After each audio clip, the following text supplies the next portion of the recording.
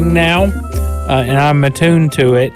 I literally have advantage on initiative, and we cannot be surprised. By the way, it's actually a class feature of the Barbarian. Having advantage on initiatives like an entire thing to level up for. So it's pretty great. Yes.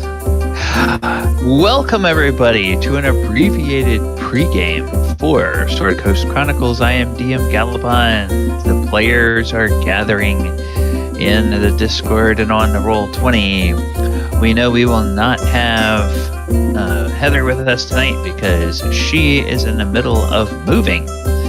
And so she probably will not be back with us until our first game in May,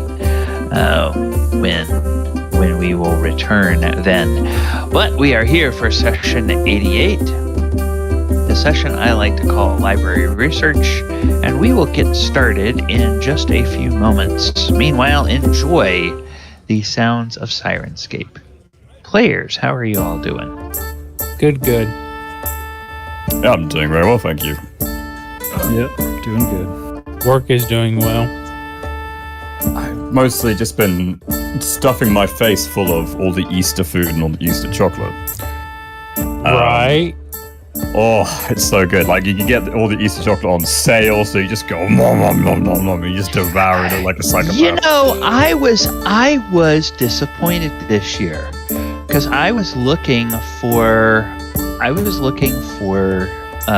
something to take to the tailgate when I went to the supermarket on Friday. I was looking for the Reese's peanut butter eggs, which they advertised the hell out of coming up to Easter, and I couldn't find them anywhere. And it's like, and in fact, as I kept looking, it was like their selection of Easter candies was really, almost non-existent. And it wasn't like there were big empty shelves where they had sold out. It's just like they weren't carrying much. And so I kind of wonder if, at least here in my area, if the whole thing of getting candy at Easter has kind of been, a bit superseded in the last few years, and people aren't doing it that much. Because I just couldn't find it at all. I know that Kinder had to recall a majority of their products because of salmonella. Some other things limited how much product they were making because they were still questionable about COVID gatherings and whatever not too. So that may play a factor too. Yeah, that may be it. Well, in my area, I stopped at a Target, but it was, I think, Saturday or Friday, like 1 or 2 nights before Easter, and I was like, we should probably go get a little bit of extra, and it was pretty much cleaned out. They did have a big area, but everything was gone. And then we stopped at a grocery store, and the grocery store had hardly any, they didn't have a display at all. Really. Yeah. That's that, because I was at a grocery store. It's like I'm not gonna make a special trip for it, but I was like, oh yeah, it was Friday. And I was like, oh yeah, tomorrow there's a soccer game, so I should get a bunch of Easter candy, and I'll just take it to the soccer game and share it at the tailgate, and that way it won't be sitting at the house. And so that's my strategy. Is like I get to eat a few pieces of candy that way, and then it never comes home with me. But no evidence. Yeah, but then it like I said, I couldn't find any. All right, well, I think we've got almost everybody. Looks like we are waiting on Ken, but he probably will be along in a few minutes. So I'm going to go ahead and turn down the Sirenscape, and we will get into our recap. And let's see, last time on Sword Coast Chronicles, we were on the campus of Strixhaven. More properly, we were on the Lorehold campus, and in the Lorehold campus is where our party it has their accommodations. They are staying with several members of the fabled Circle of Eight, Leomund and Mordenkainen and Adaluk and Tensor. And they learned a little bit last time about the person of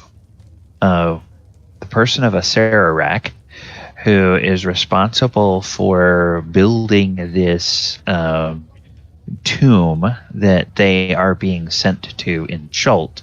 And they also learned a little bit about the Forbidden City of Omu itself, which is where this city is located. They also had a chance to put in some requests for some different magic items that they wanted to have priced out and they wanted to try to buy. And I think as of a couple of minutes ago, when I added the last of the tomes in there that was requested, I think we're up to date on what people were looking for in terms of their of the magic items. So tonight we are opening, as you all have finished kind of getting your briefing from Mordenkainen and Leomund. They tell you that within the next couple of days they expect that Bigby will be arriving here at Strixhaven, and he has been doing some research, and he is going to be possibly bringing news on how you can cheat the death curse at least once through some inquiries that he is making in Chult, even as you all are gathered here. So you need to wait for him to get here, but then you have a kind of a nebulous amount of time that you can either go to the library and do some research, and that research could be on the city of Omu, it could be on Acererak, it could be on Chult, it could be on something else that you have been sitting on for a while and want to find out more information about. The central library on the main campus of Strixhaven University, the Biblioplex as it's called, is one of the most renowned and famous libraries, well, in all of the planes of existence that know about Strixhaven. This is your first time hearing about it, but it sure is an impressive looking building. And it's got those big construct librarians that roll around on those big wheels, and they unshelve, reshelve, pull down, resort, re-index books, and even apparently have the ability to do some minor repairs to manuscripts and scrolls and books that are in the collections of the library. So, does anybody have any particular ideas about what they want to do or questions for the...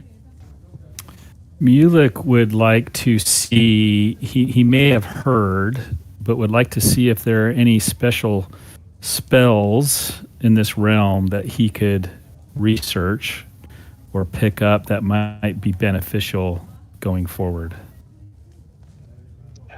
Okay, well, that's a bit vague. Do you have a specific thing you're trying to either accomplish or mitigate, or so with Mulek being sort of a time controller, with his feats that he has, he heard that there may be a Silvery Barbs spell that he could possibly learn here in Strixhaven. Oh, a Silvery Barb spell. Okay. Would be the place to find it. Absolutely right. Yeah, the source is Strixhaven. So Yes. The silver quills teach silvery barbs, most likely. Yeah.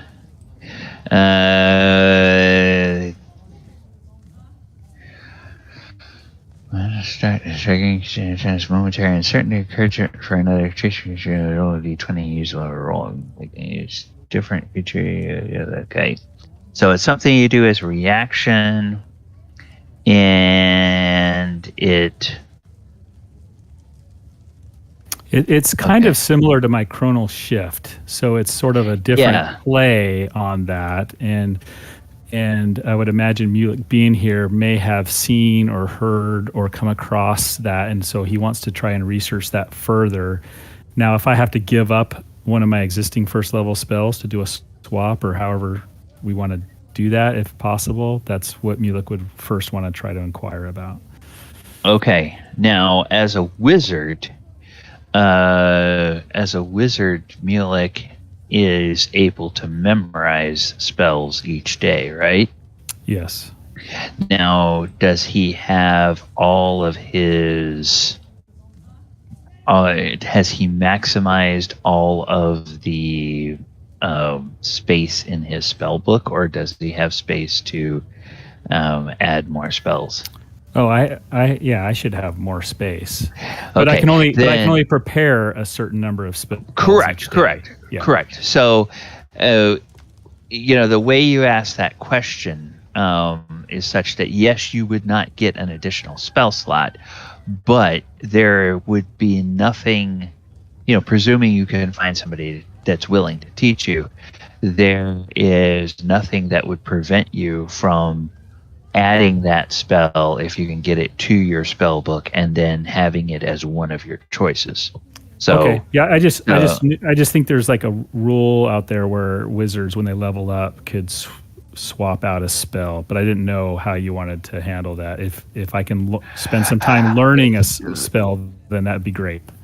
There's a thing, and it was more of a thing in older editions where I believe based on your intelligence, it's like the maximum number of spells per level you could have in your spell book.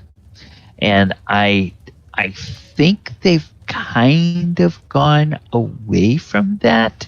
Yeah, it's 100 pages in a skill in a but yeah, now it's correct. There's an optional rule, which is what he's referring to, which was introduced in Tasha's Cauldron of Everything, that most of the casters got access to. I'm not 100% sure the wizard did, but he might have done. Which means that when you level up, you can change a spell slot for a spell for another spell, essentially. Just trying to give players more freedom of choice when it comes to their spells from being locked in. But that's an optional rule, and I'm not sure it's also for wizards. So I looked that up. Yeah, I have always kind of I have ever since I heard it used to good effect on a podcast back in the early 2010s. I've thought it was a good idea to, like, at each level, then there was actually a mechanic in 4th edition that allowed you to swap out or retrain, as they called it, one power, one skill, or one feat at every new level. So, like, if you had something and you realized, I haven't used this in 3 levels, and it kind of feels useless, well, you could swap it out for something else of exactly the same level. Since wizards are not limited by anything other than the number of pages in their spell book, then I don't really see that as applying to wizards. It's like, if you have space in your spell book, you throw a spell in there, and then you just have to choose. Your limitation is the number of slots you can memorize every day. Okay. Yeah. Perfect. So Mulek wants to see if he can find someone who can teach him that, or where he needs to go to learn that, how long it will take. He's basically trying to figure that out. Okay. All right. So that's something that he will do. Let me go and get some ideas from other people. So that was for Mulek. What about for Thaldohr? Does he have any ideas of any questions for your host or any things that he wants to particularly do?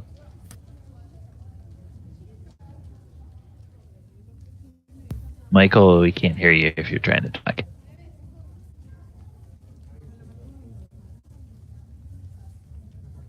I didn't say nothing. Oh, okay. All right. I was just saying, did Thaldohr have anything he wanted to do? I'd probably end up going into the libraries and just start rummaging through books to find out whatever I could find. Okay. Do you have a particular goal in mind, or you're just kind of on a wild goose chase and see whatever's there? Particular goal would be to see if we can find any books on liches, phylacteries, pretty much like the restricted section of the Hogwarts library. So Okay. I'm looking for the dark of the dark occult books that this library would have that would probably give me any information on Acererak, on the dark crap he's up to. Okay. That sounds great. Okay, so researching liches for Thaldohr, wanting to find someone to teach a spell for Mulek. What about Belle?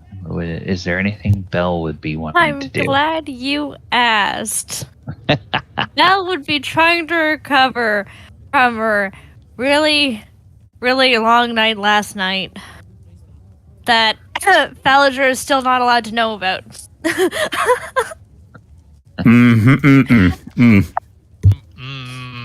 Cannot promise that Crenraid won't blabber if not told. Because she will be literally in the doghouse if he found out. So Belle will kind of be like hiding in someone else's room. And whenever she's done doing that and trying to sneak out so she won't get caught, she'll probably go to the library, even though yuck, library. She'll try and find something on the most ridiculous sounding name. And one of the most ridiculous sounding names, which I feel like Belle would enjoy the most, is Omu. She wants to research a little bit about that. Okay. Try and impress the others about her knowledge so that she can find out. She has no clue what Omu is, but she is going to read about it because she heard other people talk about it. Okay. All right. So what could she find about Omu? Wonderful. All right. And then Crenraid. What would Crenraid be interested in doing? And I'm just going left to right across my Roll20 screen here. Well, I think something quick and something fun for Crenraid would most likely trying to find whoever designed those statues. And as we're staying in the Lorehold offices, Lorehold often has statues walking around, like animated statues made of stone walking around. So he's probably going to try and find where they're making those. So he's looking for a stone quarry or a stone smith or something else like that that is making these golems come to life. All right. And then... do have a question, if that's okay, very quickly. Sure. So in Crenraid's heart, the weapon that he got from Falazure, which was a gift, the +1 maul, is important to him. But he quite wants to put Flame Tongue on a weapon and pick it up because he saw the sword and he's like, that's really shiny. I love the idea of setting people on fire. This is really effective. So my question is, Gally, is it okay if I just put Flame Tongue onto a mace? Because it only can be swords according to the lore, but effectively it's literally the same, just a different aesthetic. If that could be done anywhere, it could probably be done here at Strixhaven, because this is a place where they experiment and research with all kinds of different magical weapons and armor and magic items and all kinds of other stuff. So you could probably try to find something like that here, and it might be a couple of rolls to see if you can figure out where that would be, and might require some time, especially for something that's non-standard. We might handle that in the same way we're kind of handling customization of Mulek's bag of tricks, where he is looking to see if somebody can create a more powerful version of that. So, yep, sounds good.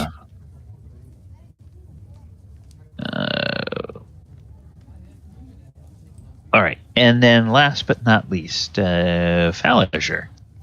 Is there anything that Falazure would be wanting to do on this day? Just taking in the lore and the sights and sounds. Okay, and obviously for players, there might be some opportunities during the session, either in game or through Discord chat, to catch up on what you guys learned last week about the place you're going to and the adversary that your Circle of Eight allies, mentors, sponsors are throwing you up against. So, because Kremred's a bit arrogant, he's probably going to think that they're his equals, even though they're the Circle of Eight. Sure. So he'd say comrades. Sure. Comrades. Very good. Very good. Very good. Yes. All right. So let's go back to that list. Mulek. So you want to try to head over to the Silver Quill campus, and you want to look for somebody that might be able to help you with Silver Quill, or with the Silvery Barbs spell. All right, so as you come over to Silver Quill College, Silver Quill is a college of eloquence. Its mages are stylish, intimidating, and driven, and they are masters of the magic of words. And you can see that there are mages out in kind of green space areas, and some of them are practicing what sounds like reciting poetry, or at least to the casual observer it might sound like they're trying to recite poetry. But to Mulek's trained ear, the words that they are uttering are laced with a magical energy.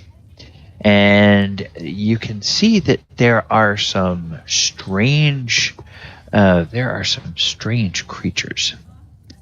And these strange creatures that some of them have near them, and as they speak these words, the words seem to affect these creatures. And in some cases, when they speak certain words, it seems like these creatures will get sort of pumped up, and they will get a little bit larger. And in other cases, as they speak these poetic words, they'll kind of shrink or withdraw a little bit, as though they are somehow being diminished by the words that are being spoken. And sometimes they withdraw a little bit, like they are suffering pain. And you often see that it's kind of curious, because the mages that are practicing these words that seem painful, they will do that, and then they will immediately like pull out little treats, and they'll go over and they'll offer little treats to the creature. And it seems like, okay, that's a bit of a weird way of training these creatures, if that's in fact what they're trying to do. But you are sent to the main hall there on the campus, and this would be Grand Loft Hall. And as you get there, you notice the two wings of Grand Loft Hall. They are the Faculty of Radiance and the Faculty of Shadow. And those seem to be the two major studies. And you see that there are several professors that look like they are in their offices today. One is Professor Brina, who is a professor of Shadow. Then there's Professor Nils, who is in the Radiance faculty. Then there's Professor Brenneth Blackstone, who is another professor of Shadow. And there is Professor Fane, who is also a professor of Shadow. So, and then they each have little titles. So do you have any thoughts on which one of those people might? Are there names on the doors, just like outside their office? It's like a little directory, and you know, it's like there's a bunch of other names, but most of them are listed as out, and these are listed as in the office.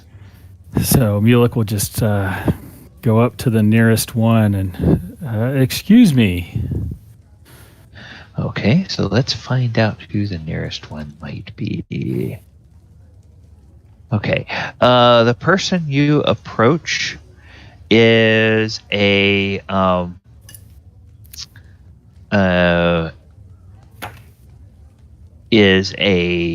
one of the owl people, and this is Professor Brina, whose title is the Demagogue.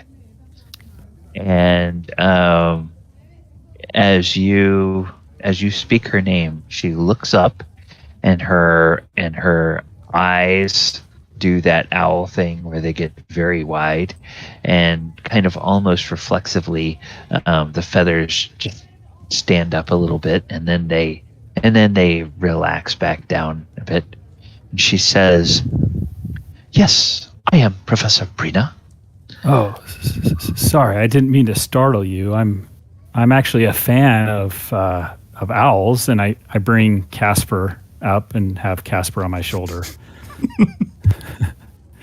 This is Casper. You have to beg my pardon. I have not met someone of your race before. And she studies you, and she takes a little monocle and puts it up, and she just sort of looks at you and slowly, seems to take in your clothes, your manner of being, and the little tufts of her ears, they twitch a little bit as you speak. And she says, "You are not a student at Silver Quill, are you?" No, I am not. I am here as a guest of Mordenkainen. Oh, Professor Emeritus Mordenkainen. Yes, my name is Mulek. And Mulek. Yes, and I am a fan of trinkets and the magical arts, and I'm interested in this place that Mordenkainen has brought us. I have seen some things I have not seen before. And, yes. Yeah, and Mordenkainen has us going on these little adventures, and I feel like this next adventure he wants us to go on is going to be quite trying, and I'm looking for any type of spells that might help me and my companions. Oh, well, Strixhaven is a collection of mages from all over the known planes of existence. And as more planes become known to us by year, we attempt to make contact with these planes and offer scholars and sages and magicians and wizards from those planes the opportunity to come and study with us here at Strixhaven. I came across a wizard a while back who saved my life, and he actually got me interested in the magical arts, and he had discovered a new magic of dunamancy. Is that familiar to you? Dunamancy.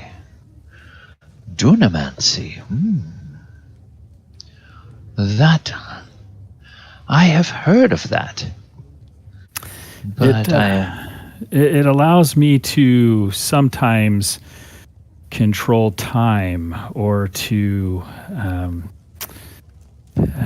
create a glitch of time that has been beneficial. And I have heard that there is a spell in Strixhaven that is somewhat similar. I think I heard it referred to as Silvery Barbs. And I'm wondering if someone might be able to help me learn this spell. Oh, Silvery Barbs. That is a spell that is often taught to first-year students. But it is taught along with their tuition in their main classes.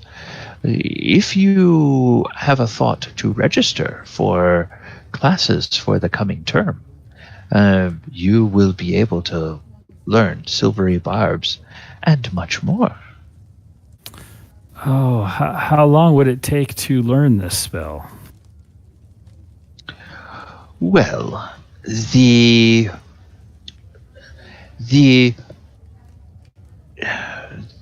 initial grasping of the spell can be done, of course, depending on your experience as a caster and your penmanship and how steady your hand is.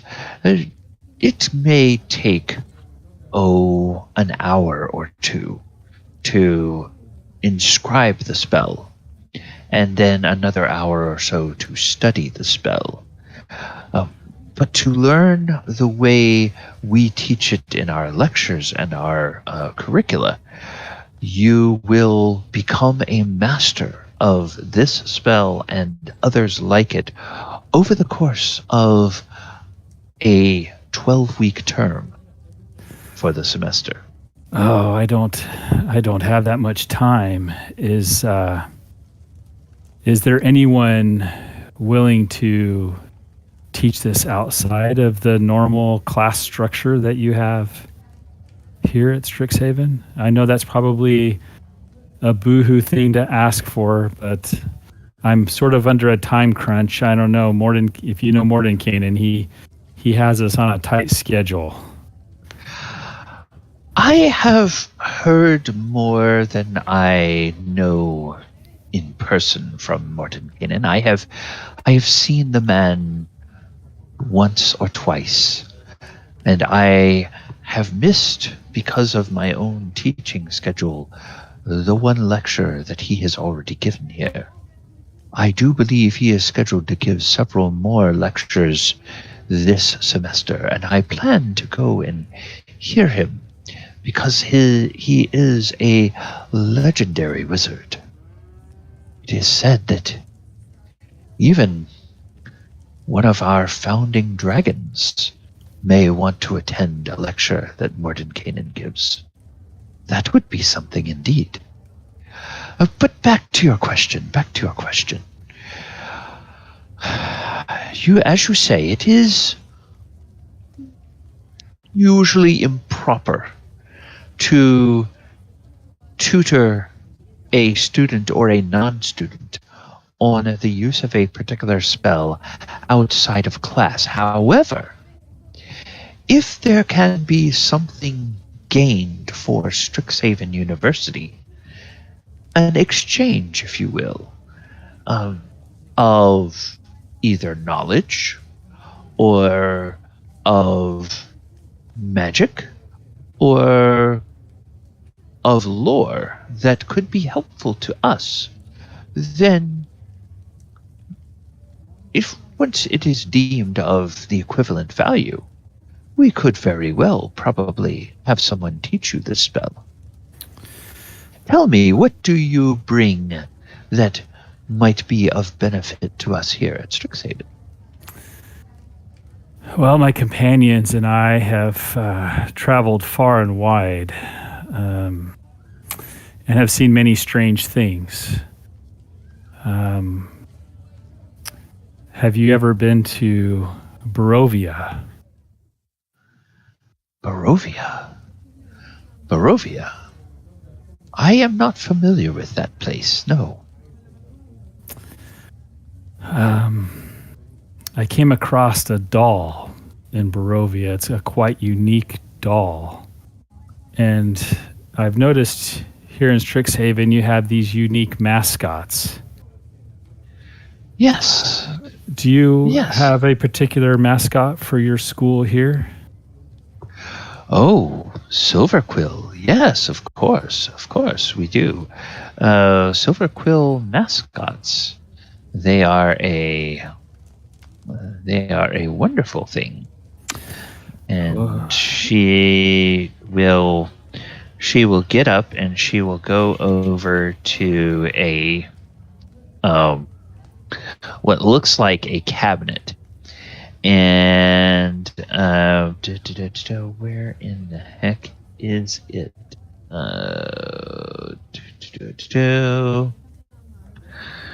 Okay. Of course they're. Okay. No,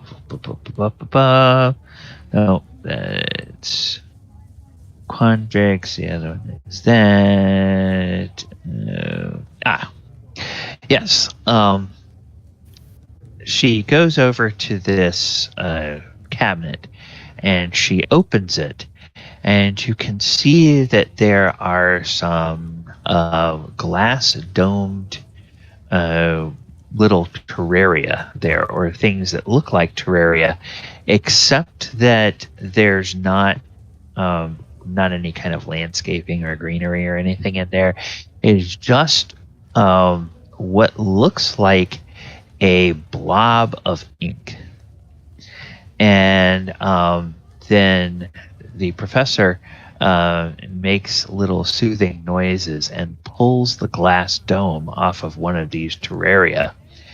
And you see that this blob of ink just sort of rises up and becomes kind of this living kind of animated goo that then lifts up and sort of shapes around and comes over and wraps what looks like a tail around her wrist. And you can see that it has vaguely like two vague arm-like extensions and a vaguely head-like shape at the top of it that gets little features that look like eyes and a mouth. And it makes like a little burbling sound that isn't really a language, but is kind of like almost like a pet vocalizing or something. And she says, "This is our Inkling mascot, or this is one of our Inkling mascots. I call him Inky." And she kind of gives a little scritch on the head, and you expect that her fingers are going to come away just covered in ink, but the consistency of this is kind of like a gooey consistency, and it almost seems to stick to her finger, but when she pulls her finger far enough away, all of the ink goes back to the little creature. That is quite remarkable. I don't think I've ever seen anything like that before. No, they are unique to Strixhaven, as far as I know. They are mascots created by our founder, by Shadrix Silverquill. Well, would it be possible, in exchange for someone teaching me this spell, that I acquire one of these cuddly mascots of this Inkling type, and I carry it around through all my adventures? You see, we are going all over the place, and we are meeting many strange and wonderful and powerful people, and I think if I have a mascot of this on my body, it might bring up some conversation, and I could promote your fine university here in exchange for someone teaching me this spell. So you would be interested in purchasing a mascot toy. It's more than a toy. It is we like to think of them as mascot charms, because they do have some magical abilities to help protect you. Oh. Those are available at the gift shop. So yes, you could certainly purchase one of those. But I am curious. Yes. Could you mentioned something about a doll that you acquired on your travels? Do you have this doll with you, and might I see it? Yes, the reason why I mentioned this doll is, I had passed some of these gift shops and had seen these mascots, and I thought, well, this is kind of similar to this doll that I acquired in Barovia. Now, before I show you this doll, I have to forewarn you that this doll sometimes shows a bit of a nasty disposition sometimes, and he has not shown, or he has not yet tried to harm me or my friends. But I just want to forewarn you that he's a little bit different, and he's been in my bag for a while. So he might, I don't know if he's going to be upset with me, but he is a little amazing doll, but he has the ability to hurt people, and I do not want that to happen. So if you have desks to hide behind or something to protect yourself, just be aware. I can't make any promises that he might lash out. Well, I am intrigued, and you see that she goes ahead and she casts a spell, and you can make an Arcana check if you want to see if you recognize what spell it is. Oh, whoops, wrong one. I did that for my bag of holding. Hold on. 26. Yep. She casts mage armor on herself. Oh, I reckon. Yeah, very good. Yeah. That should help you. And so once I see her do that, I reach into my bag of holding and I bring forth Piddlewick. And you pull out Piddlewick. It's this 2.5 foot tall construct with dressed in a jester's costume and everything. And as you pull it out, for the first moment as you pull it out, it seems almost completely inanimate. The eyes are closed and everything. And as you set it down on the ground, do you set it down on its feet or do you lay it down? If it I would know, but if he can stand, I would stand him on his feet. Okay, it seems completely inanimate as you pull it out. Okay, so I will lay him down. Okay, so you lay him down on the ground, and as soon as you take your hand away, his eyes open, and he turns his little head and he looks at you, and he blinks a couple of times, and then he looks around like he's studying his surroundings. And Piddlewick, it's Mulek. It's been a while, and this is Professor Brina, my friend. She wanted to meet you.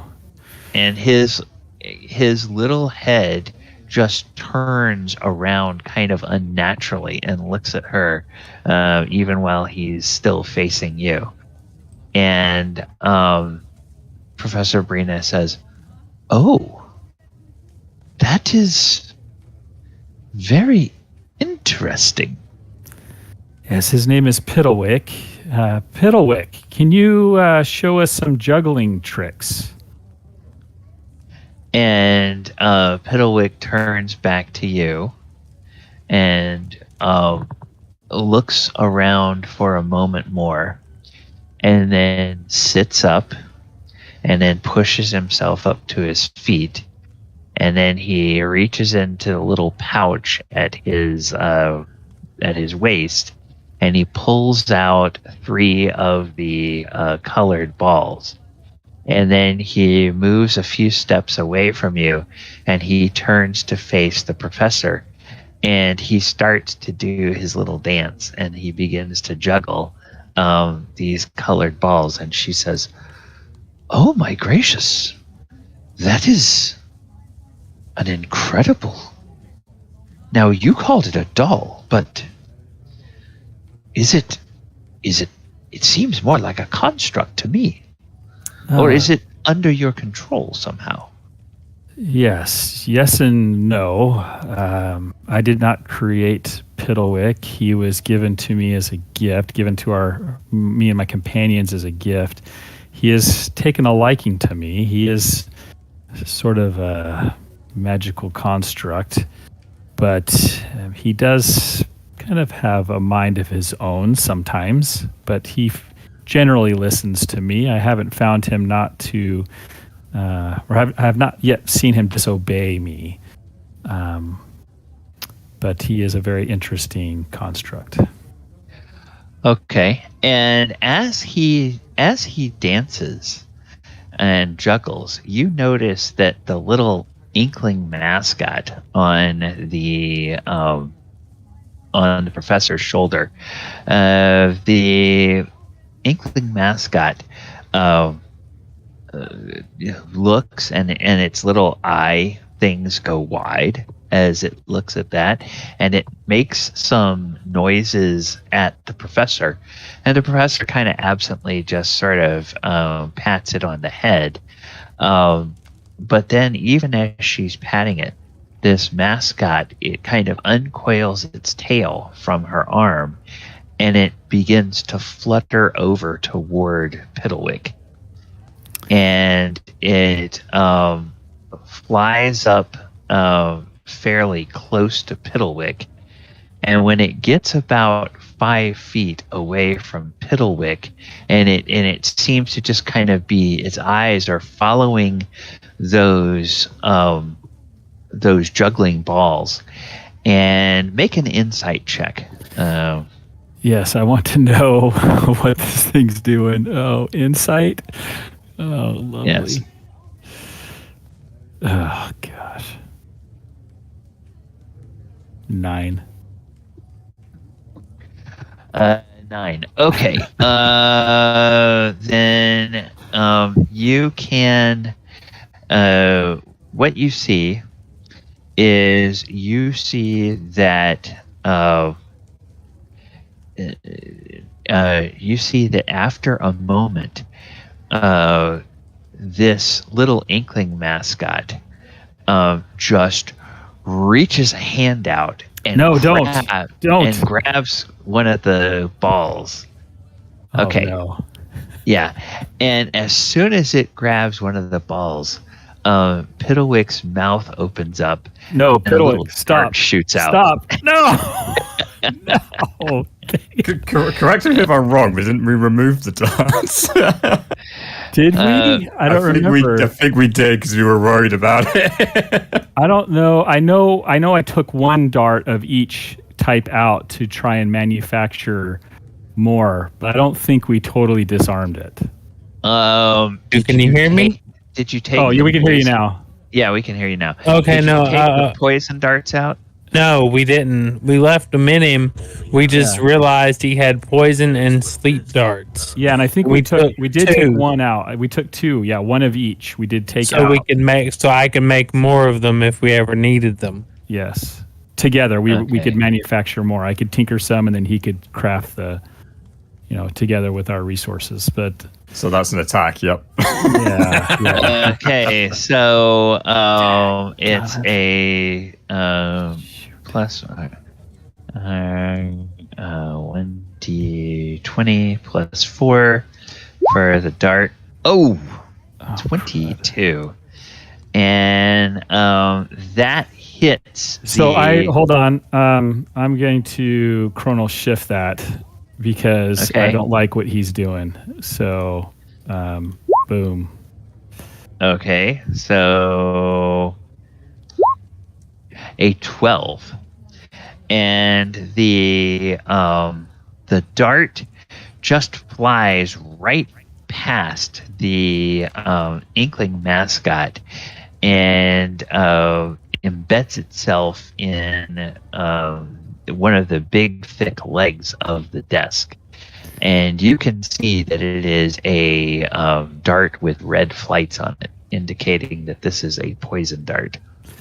Okay. I quickly get in between Piddlewick and the mascot and say, Piddlewick, no, stop.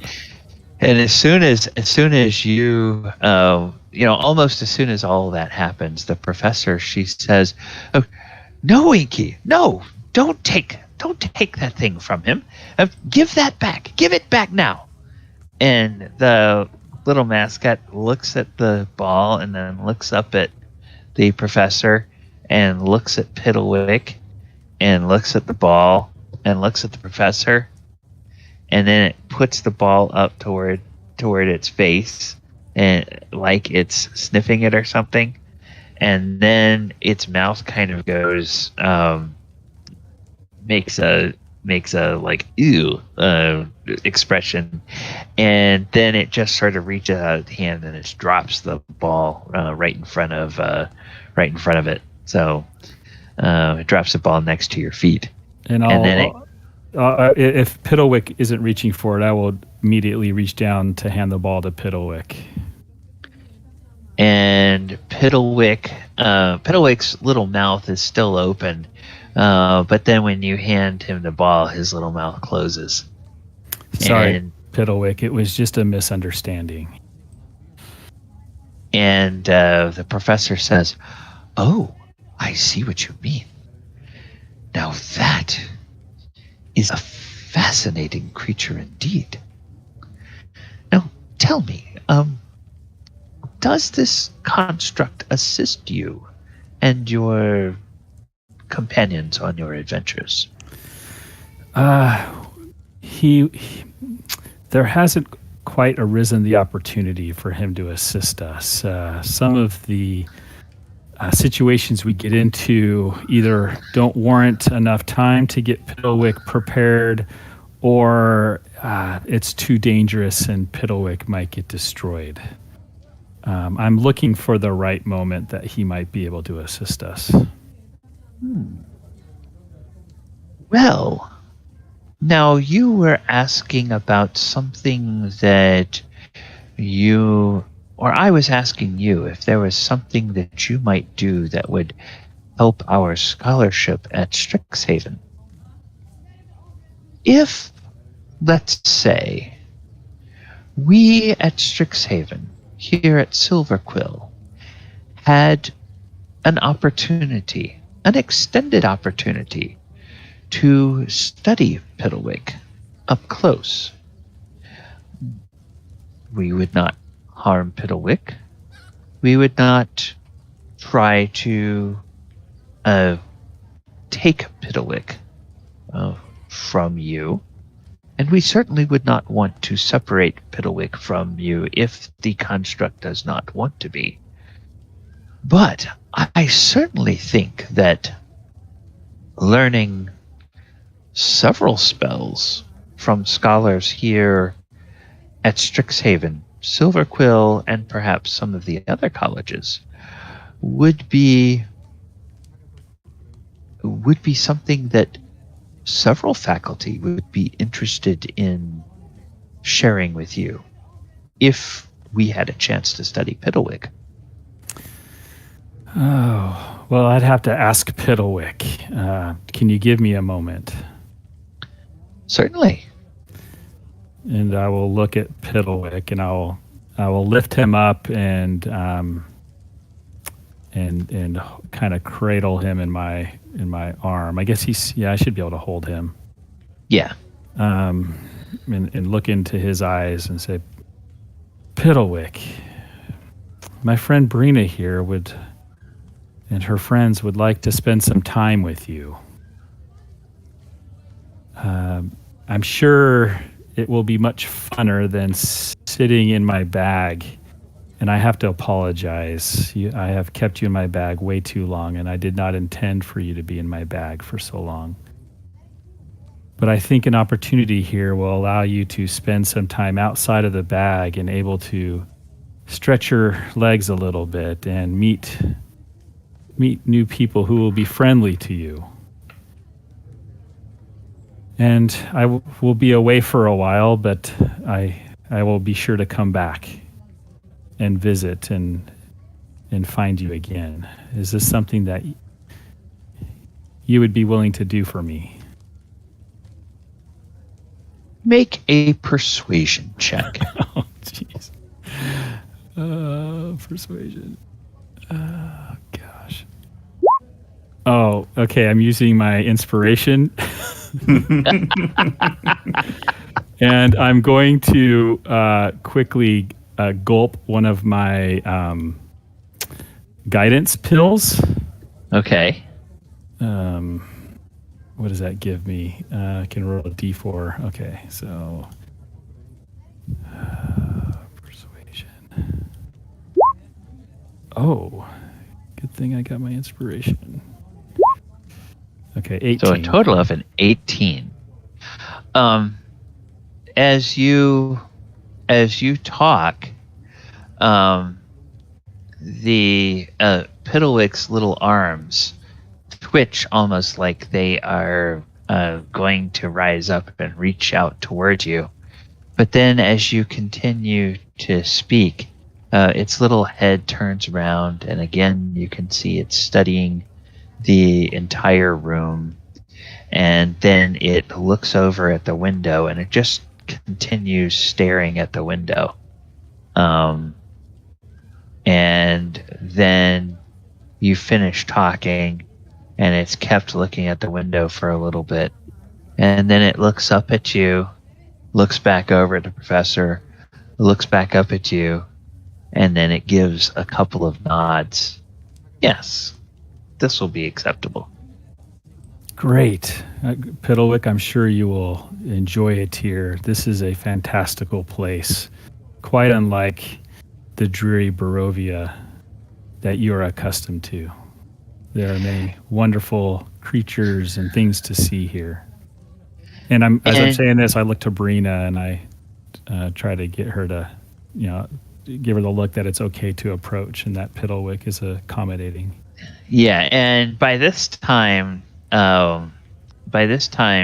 she has nestled the little inkling mascot onto her shoulder, and it is sort of just riding up there and kind of balancing itself on her shoulder with its little inky tail.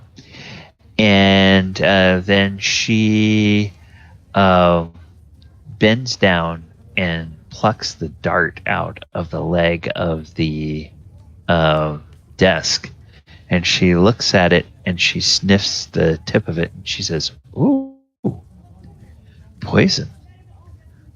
What manner of place is this Barovia where you found him?" That's a good question. Barovia, it's in another realm.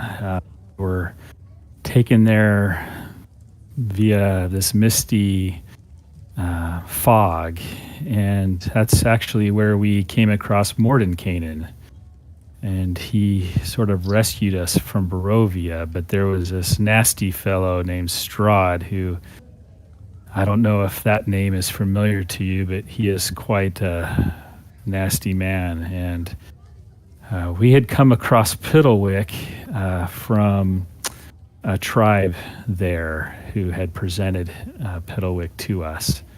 And since that time, Piddlewick has been my little companion. And she says, "A different dimension that you reached through a mist. Why, that sounds almost like the tales I have read about the domains of dread. Are you familiar with those?" I don't know, am I? That would be an Arcana check, I think. All right. Or a history check, whichever's better. They're the same. 21. 21. Yes. You know that, and it's something that you had learned subsequent to your travels in Barovia, probably something you heard in Waterdeep and through some stories, maybe at the Yawning Portal, that there are domains or demiplanes of dread that are usually tied to a powerful person like Strahd, or a powerful item or entity, and they almost always have some sort of dark and sinister foreboding cast to them. And she says, if this creature came from a domain of dread, then it's no wonder that it has poison. Well, he also has sleep as well. He's got 2 different variations of darts inside him. And if you are able to somehow help Piddlewick become a little bit more, should I say, friendly or trusting, that would be a good thing. I kind of whisper that to her. And she says, "Yes, he probably never experienced anything other than the despair of the domain of dread before meeting you. And if it has had limited interactions with only you and your companions, and spent most of its time in a state of stasis inside an extra-dimensional space, like a bag of holding or something, then it would be very unlikely that it has lost any of its initial imprinting, if you will. Yes, from its home agree. plane. Yes, we would be fascinated and honored to study Piddlewick. And she then bends down and she extends a hand toward Piddlewick and says, Piddlewick, we will do our best to make your stay here in Strixhaven comfortable. We will introduce you to many people who will be fascinated to learn more about you and let you learn more about us and this place. And Piddlewick looks at her and then nods and then looks back up at you and then nods. And then she says, and when your friends return, you can go with them if you want. And Piddlewick looks at you and looks at her and then nods. So yeah, and I'll look at Piddlewick and encourage him and give him that expression that it's a good thing. All right. Well, upshot of this is that Mulek is able to learn. I'm going to say going to be able to learn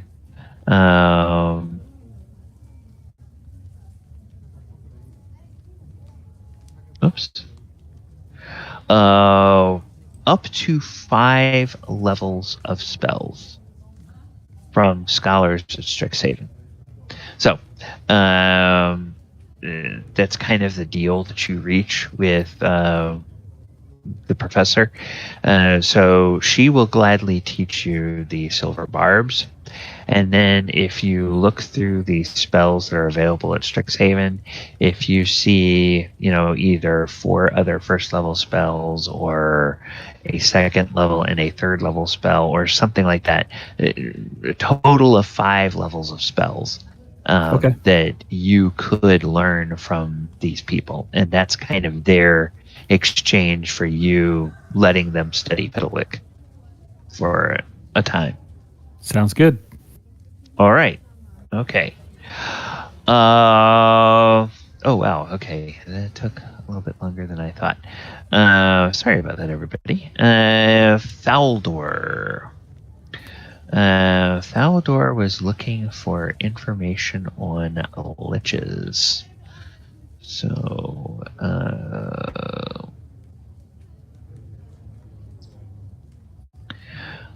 all right.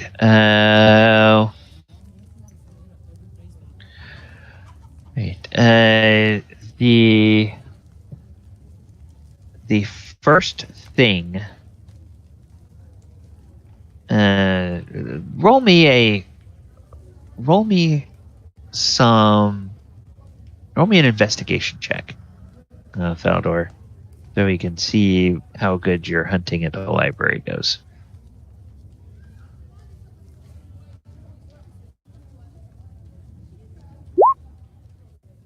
$24. Oh, wow. Wow, that goes pretty well. All right. You are able to find a humanoid librarian that is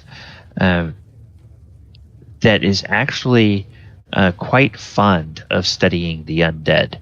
You find out this is a 3rd-year student from the Witherbloom College, which you gather from the conversation studies the magic of life and death. And they tell you that they did a paper in a previous term on liches, and they still have they can take you to the section of the library where they found most of their books. They can even recommend a couple of books to you. So they begin to pull out some tomes and hand them to you, and you wind up having a treatise on the various types of liches, information about lich phylactery, and information on the supposed immortality of liches. And so, you all right. They are Testing almost. 1 2. Yep, we can hear you. Okay, I was wondering. It was acting goofy. I was going to say. Also, with him doing that, I want to see, like, to read into the stuff that would be forbidden, like not like what they're not supposed to learn, but like to get into the mindset of Acererak. Besides just getting the surface stuff of liches and phylacteries, I want to get inside his head. Okay. All right. Would you name drop Acererak? Yes. Subtly, not, I'd be like kind of deceptive about it. I would be like, I heard about this one lich. I think his name is Acererak. I need to see if there's any information on that guy, because I'm really interested to see what makes him tick. The scholar's eyes go wild and says, "Oh," or go wide and says, "Oh, yes, there are some tomes on Acererak. I was warned against reading too deeply into them because he is such a disturbing personage that trying to understand too much of him is deemed dangerous by some of the faculty here. But I do have a book, or I can recommend a book for you."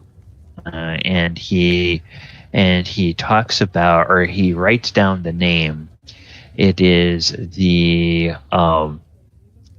Horror of Madness is the name of the book. And the subtitle of it is the experiments and pastimes of Acererak. That sounds like it's right up my alley. Yes. What you learn is you learn that Acererak has a preoccupation with deadly and devious traps. For example, there's one story that you come across. There was there's a power that you get is something like a demigod called Malconthet, and this Malconthet was a demigod that thrived on death. And so Acererak gave this Malconthet a gift, and it was a beautiful mirror. And it was something of a one-way mirror. It was tied to another mirror on another plane of existence that was a mirror of life trapping. And Acererak put that mirror of life trapping into one of the dungeons that he built. And as adventurers came along, they would be absorbed into the mirror of life trapping, and then they would be kind of objects or playthings in this mirror that he had given to Malkanthet. And Malkanthet thought that this was a great gift because over the centuries, this mirror just filled up with more and more and more adventurers that got trapped there. And then when it pulled in its 49th victim, the trap that Acererak had set for Malkanthet was triggered. And Malkanthet himself was absorbed into the mirror of life stealing. And Acererak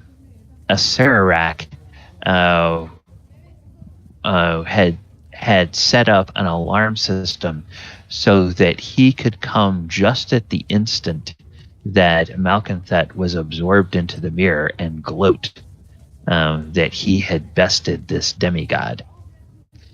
And then, of course, it is said that he destroyed the mirror of life stealing, which utterly annihilated the souls of everybody that was trapped in the mirror, including Malkanthet himself. So that's kind of that's one of the stories that you read about sort of his personality and what he does for, in air quotes, fun.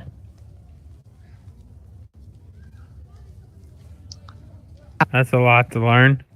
Yeah. So, there's other stories like that. You get the idea that he likes to spend his time creating traps that deceive people, that slowly cause them fear and madness, and then after he has had their fun enjoying their fear and madness, that utterly destroys them. So this would also help me knowing where we're going to look out for his traps. Oh, yes. Traps seem to be a big part of his MO. Then So that's what I'll be on the lookout for. That was one of my reasons for studying, to get inside his mindset. If we're going into a place he created, and this is coming from Thaldohr, if I'm going into a place that he created, I want to know the ins and outs of that creature's mind. I want to know how he thinks, how he eats, how he does whatever he does, because in doing so, it gets me in the mindset of I know what I'm looking for when I walk in the door. Exactly. Head is on a swivel, people. Head is on a swivel. Yeah, and also knowing that there are, potentially deadly traps in this place, that might also help the others figure out what kinds of things they might want to, equip themselves with going into this area. All right, wonderful. So that's how Thaldohr spends part of his day. Belle, you make me first of all, make me a stealth check, Belle. Stealth. And we will see how. Oh, yes. And then let me pull up here. Let me take a look at. Falazure, what's your passive perception these days? No. See if we have. Seeing how Bella has disappeared for almost 2 days now without Falazure being nearby, I would say give him advantage on it. Oh, okay. So you want to let him make a check. All right. So, Falazure, if you wish, you can go ahead and make a perception check with advantage.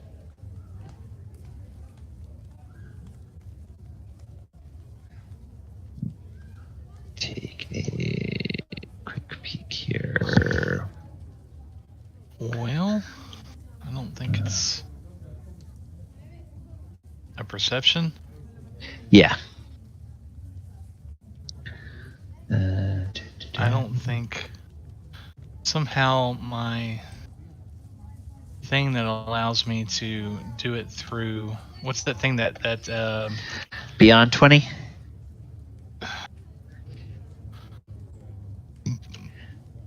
Oh yeah, okay. Okay. Okay, yeah.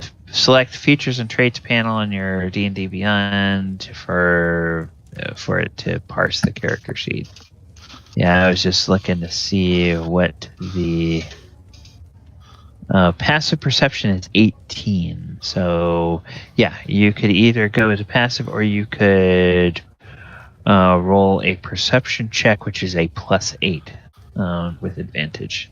D20 +8 with advantage.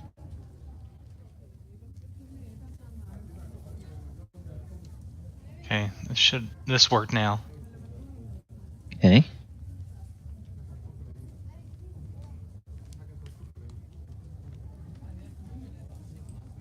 All right. Ooh. Okay. Yeah. With advantage. Well, 21 is good enough, but we'll see if you can get Oh wow, 2 21s. Okay, so Belle, yes, you think you are able to sneak out, but Falazure, you notice Belle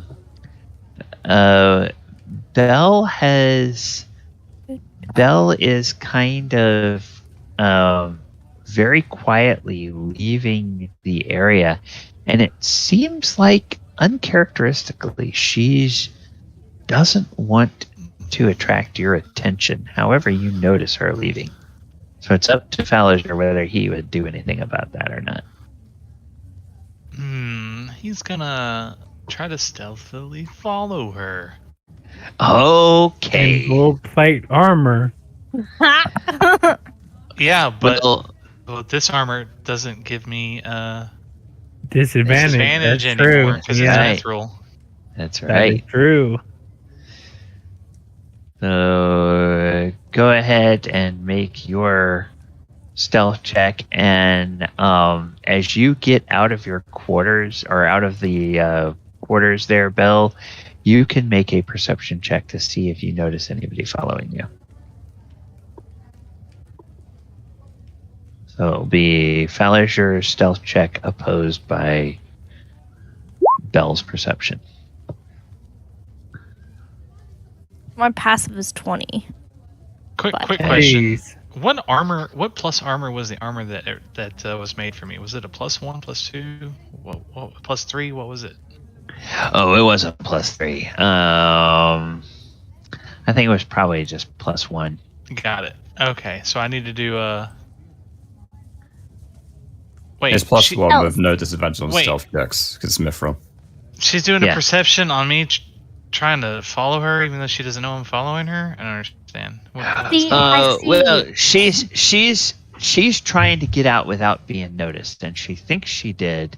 So as she's leaving, she's just verifying that indeed nobody's Like she's seen to looking notice over her. her shoulder. Yeah. Okay. All right. So it's not directly trying to find you. It's just directly making sure, or it's just in general making sure that nobody saw her leave. Oh, okay. I know I'm she's just- secretly a book nerd. Well, do I roll a deception at this point because I'm pretending I didn't notice? Well, you're trying to follow her, so it would be a stealth check.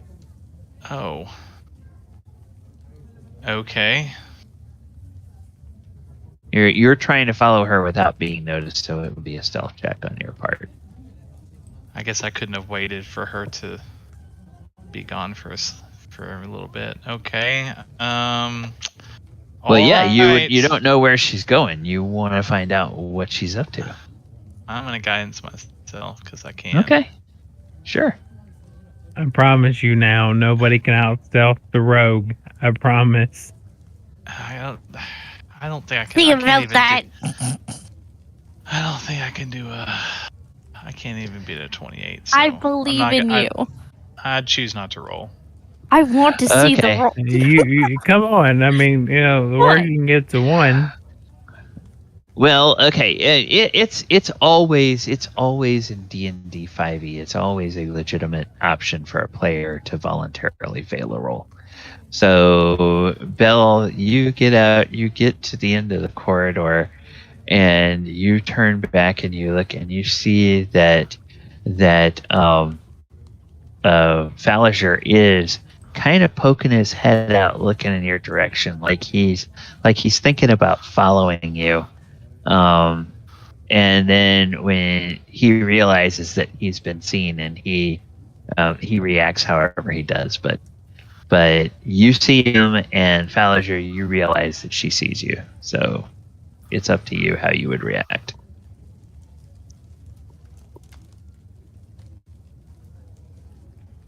He just looks both ways, and then he goes back inside. Okay. He saw you, but he's apparently not following you. Belle will kind of stare in his direction and know he was up to something, but not knowing what. Now it's going to bother her. Belle will storm back after Falazure and grab him by the ear and say, "What do you want?" Oh, nothing. I thought I heard something weird, but apparently I didn't. What are you up to? You don't have the feet of me to kind of step on his toes, and, like scruffle her nose a little bit droggy, as you can see like the lines under her eyes of, you know, she was up and wasted a lot of energy last night. And she's suffering like a withdrawal or something from something.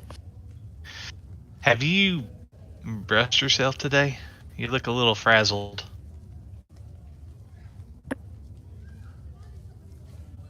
She'll stare at him. She'll continue to stare and say, "What's that supposed to mean?" I don't know. You just don't look. You just don't look like 100%, if you know what I mean. And you know what that just landed you? Some peace and quiet. Bella starts to smile and then like continue to laugh hysterically, and then just instantly shut down to nothing with a straight face and say, "No, you're reading books with me. Come on." And she'll kind of hook her arm around his and try and drag him to the library. Okay. I don't want to spend the evening reading books. Yeah, well, I don't either. But I feel the need to be considerate. I mean, I kind of had a date tonight. No. What are we researching? Bird. If it's a bird, I met a really nice bird. The bird was really nice, and she'll kind of like talk while she's dragging him along, basically not giving him a real considerate chance to walk the other way. We're hoping to distract him from doing it. What are we researching, Belle? Well, we're researching the lands, and I was thinking about the lands, and like I heard this weird place called Omu, and it kind of sounds funny. So I want to know why it's called a moo, like a cow. You know what a cow kind of reminds me of? Des is kind of funny. He had horns, and he was really tall, and he was kind of really hairy too. So maybe Des was from Omu, and then we can find Des. Right. All right. Well, sure. I didn't have anything else better to do. Exactly. No date for you. Anyway, continuing on, I'm thinking Omu could be a place that we're going to visit here to find the person that's trying to kill other dead people who borrowed the lives from these people, and yeah, You get what I mean? I want to know how the dead people are back to life besides magic. I already know that, but how do they create the magic of that magic to be able to do that magic? Oh, gosh, Falazure listens to this for a while, and then he just casts Modify Memory on Bill. Oh, no.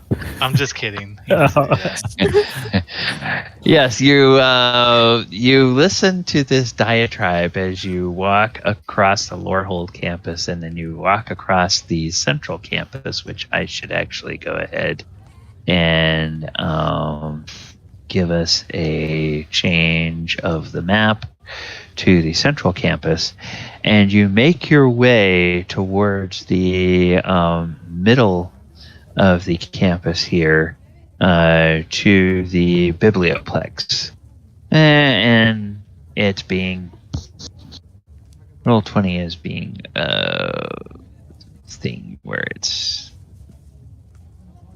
it's not resolving to the. Ignore me. I'm taking my computer, my. Oh, there we go. What's it called? Keyboard to pieces, and one just flew up in my face. Oops. Okay, so the biblioplex is the large domed building in the middle of the campus. And as you walk in, or as Belle finishes up her discussion, you see that you have arrived at the doors of the biblioplex, and you walk in, and you go over to the reference desk, and you see one of the mechanical librarians. Not bird. And, well, no, it's not a bird. In this case, it is a cogwork archivist. And the cogwork archivist is a humanoid-looking creature that is about the height of a frost giant from the ground up to the top of its head. And from the head down to its waist, it is a completely metal, has a completely metal skin and articulated arms that are very clearly the shoulders and the elbows and the wrists are all made of these open ball joints that will rotate around 360 degrees. And then it has, several different sections of its torso which are able to bend and articulate. And then from the waist down, you know that it must have a metal exoskeleton, but it is covered in what looks like the hem of a robe that hangs from its waist all the way down to towards the floor. But it does not have feet. Instead, it has two wheels, like the wheels of a carriage. These wheels are maybe 4 or 5 feet high, and they are made of metal, and there is a tread of hard rubber that is around the rims of these wheels. And these creatures roll about through the library, and they go to desks or tables where nobody is sitting, and they reach down with their arms and they scoop up the books that are there. And then as they roll towards the bookshelves, you can see they inspect the books and they sort them. And then as they get to the shelves, they begin putting those books back on the shelves. And you can see from where you are on this first main level, there's probably a half dozen of them within sight. And then as you look up, this building, it seems fairly tall from the outside, but not that tall. And yet when you get inside it, it seems like there are more floors inside the biblioplex than you could account for the height from the outside. So maybe there's some kind of strange extra-dimensional space going on in here. But as you look up and around the balconies of the upper levels, you can see more of these large mechanical librarians moving around. And some of them are carrying piles of books. Some of them are carrying a combination of books and scrolls. Others of them just seem to be scurrying from one location to another. And so, Belle, you are here to study about Omu.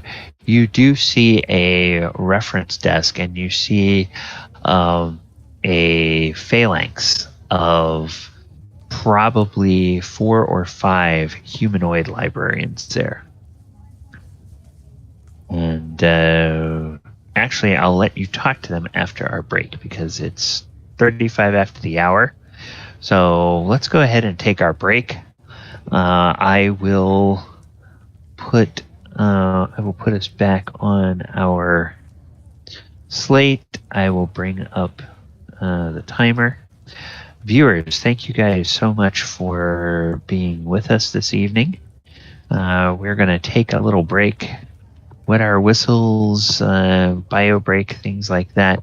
I'm going to bring the music back up, and we will be back.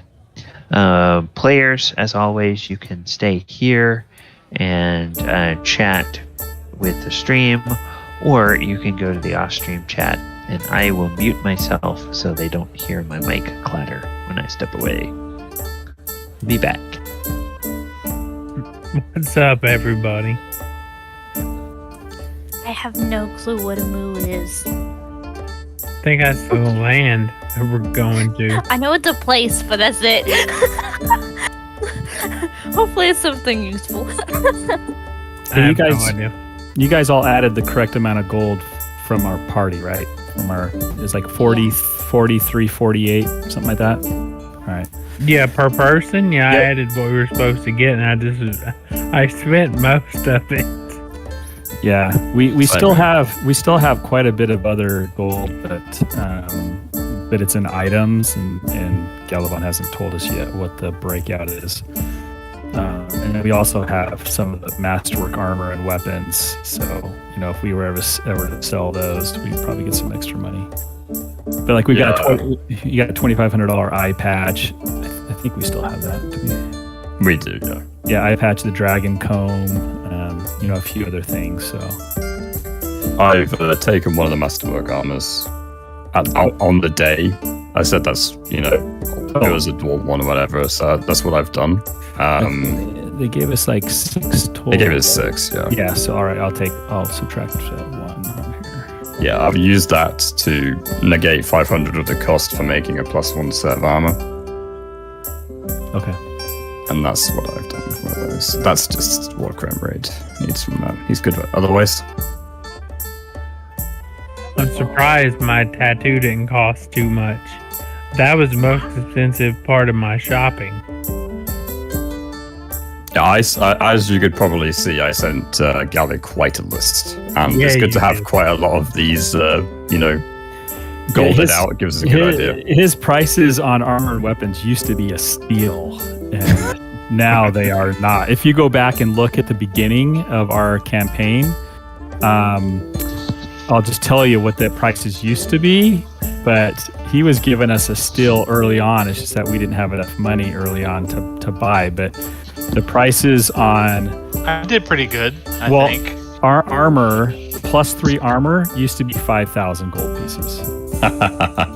a shield, a +3 shield used to be 3,000. I was gonna buy like a +3 shield or a +2 shield, but it's like been priced out. I guess what he figured out. He went back and looked at the table and probably realized, oh shit, I've been undercharging. Exactly. Yeah, exactly. That's why I got a +2 shield when I could. Yeah, like a plus. Let's see. I thought I had higher than a +1 armor that we made. I thought it was like a +2, but I guess not. So it's just +1. Because we had the masterwork armor and we had the gems and whatnot to make it fancy. But at the end of the day, it's just an ornate piece of +1. But it is mithril, so it negates the stealth disadvantage.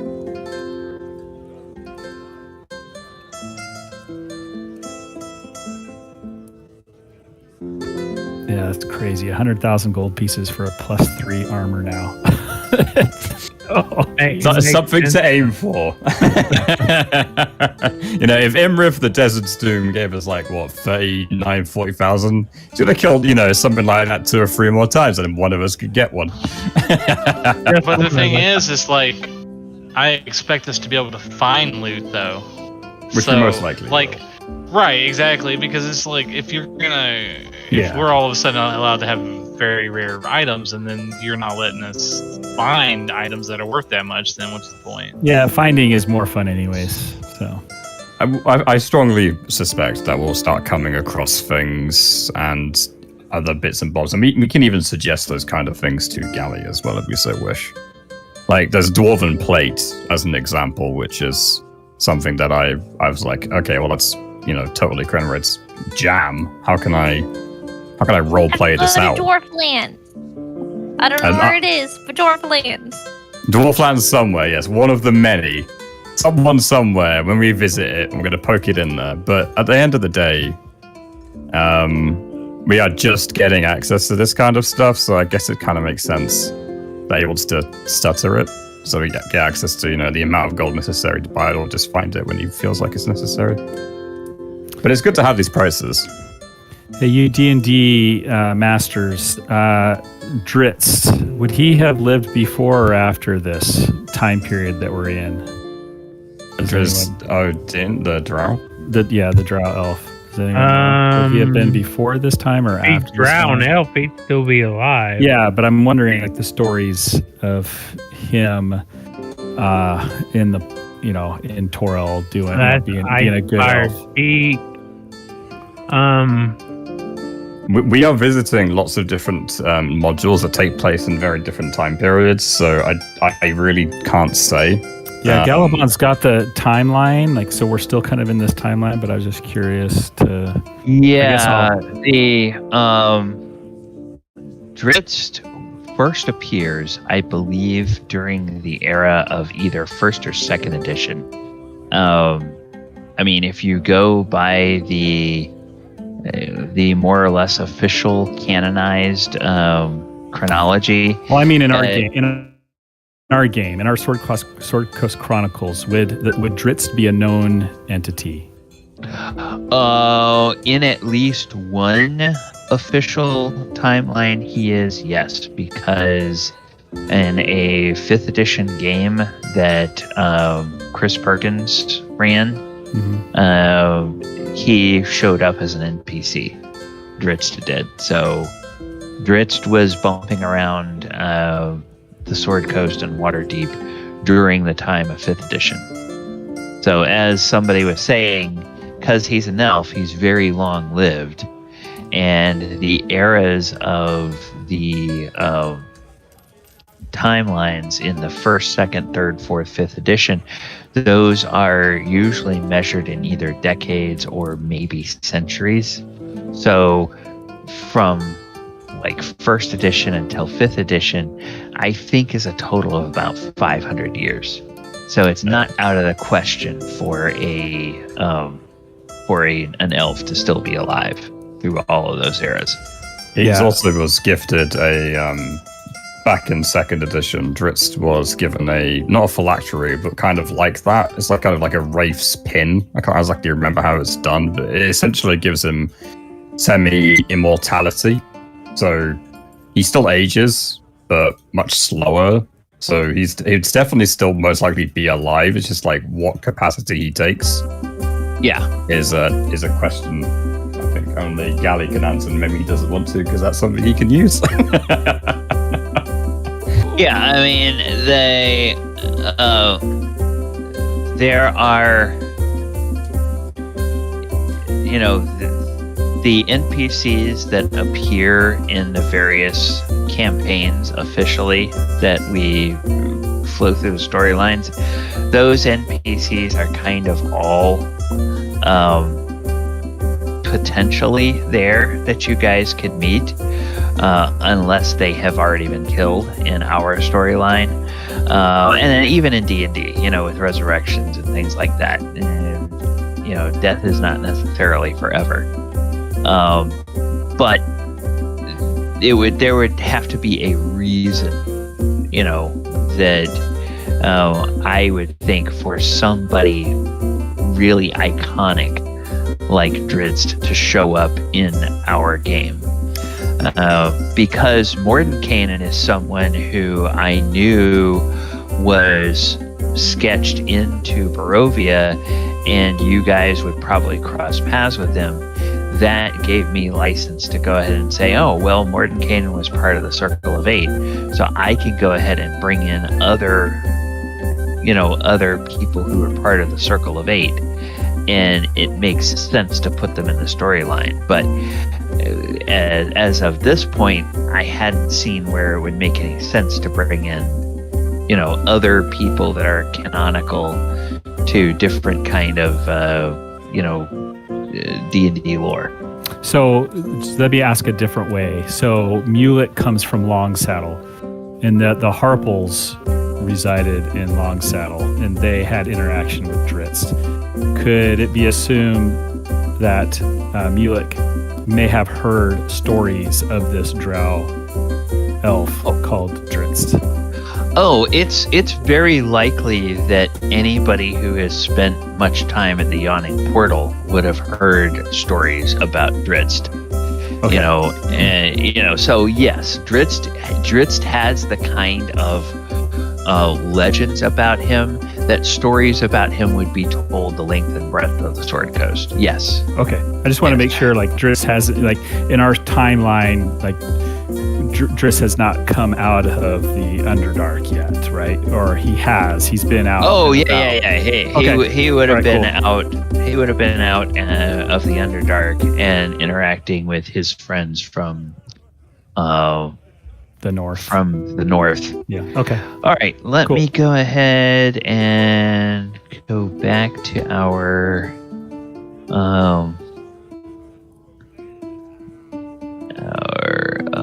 okay. There we go. And I will put our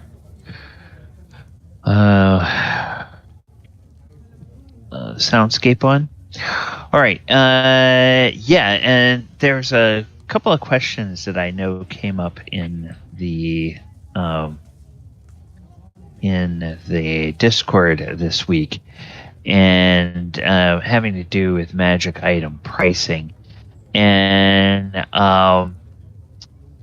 I went back through and I searched the archives on Discord, and I could not find where I had completely priced all of the different tiers of magic weapons and armor before. I kind of had thought I had done it, but I wasn't able to find any references to that in my searches. So I went and I looked, and I was a little bit surprised to see that +3 armor is considered a legendary item. And it's a legendary tier item. And according to the guidance provided in the DMG, the minimum cost for anything that is legendary should be 50,000 gold pieces and up. So the pricing that you see in the magic item pricing is basically guided by what the 5th edition DMG suggests is the appropriate range for items of that rarity. And you'll notice with things like the armor and the weapons, there is a static cost that is built in for making those masterwork, and that's kind of my own figure. I remember from somewhere, and it might be from an older edition, that it's $100 or 100 gold pieces to added to the cost of a weapon to make it a masterwork, and that's what requires in the first place to make it an enchanted weapon, is it has to be masterwork in the first place. So then I just said, well, if a weapon is 100, then armor's probably 500. So I threw that in there as a factor and broke those out as separate portions of the cost. So if you're wondering why the cost is like it is, it's because the DMG tells me for items of that rarity, it should be in that price range. And then one item Michael wanted, it gives you, it's a circumstantial bonus, but it gives you a +5 bonus to dexterity checks. And a +5 awesome. bonus is about the best bonus of any magic item in the entire game. So I said, you know what? For two reasons. One, because it's an item that people are going to use to try to steal money.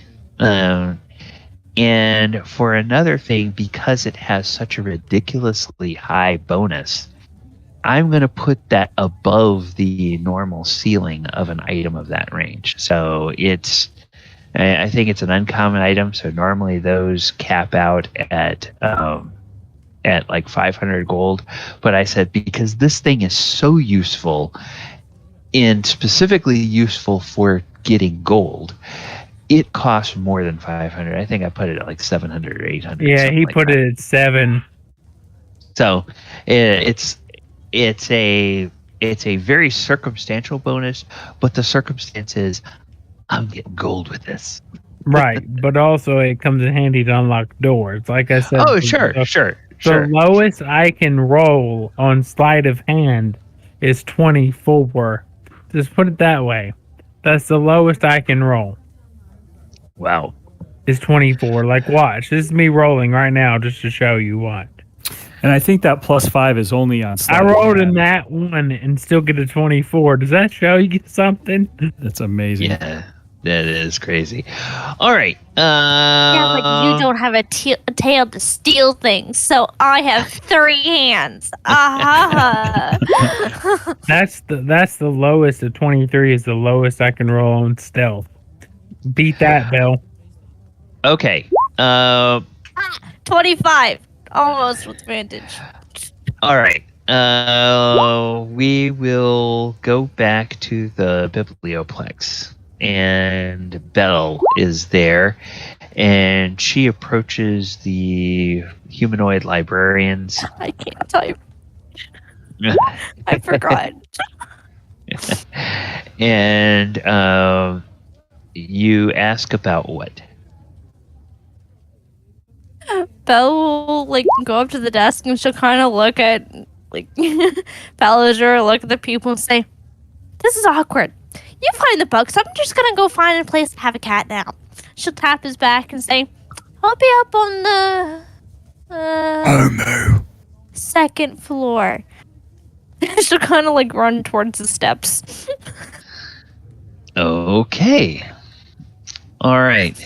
And Falazure, you vaguely remember that she kept going on and on about this Omu place, is what she wanted to research. So it's up to you whether you want to research that or whether you want to talk to the librarians or whether you just want to do something else. Yeah, I'll go see if I can find a librarian to flirt with. Of course, just right up his style. Of course, librarians. This is the 3rd time this week. Okay, so let's take a look at this and Okay, you notice that out of the five librarians, 2 of them are Owlin, which are the owl folk. Owls. And it's very hard, other than kind of guessing by the type of clothing they're wearing, whether these are males or females. There is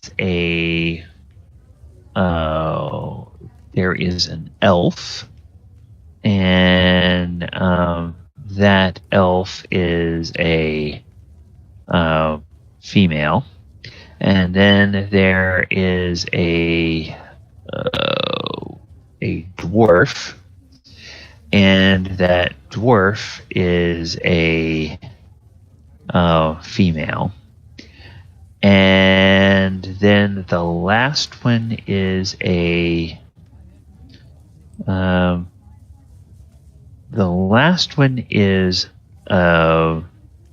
half-orc. And the half-orc is a male. So you have 2 owl folk, a female elf, a female dwarf, and a male half-orc. So who would you go flirt with? Ooh. He looks at the female dwarf. He looks at the female elf. Hey, Good choice. One-sized.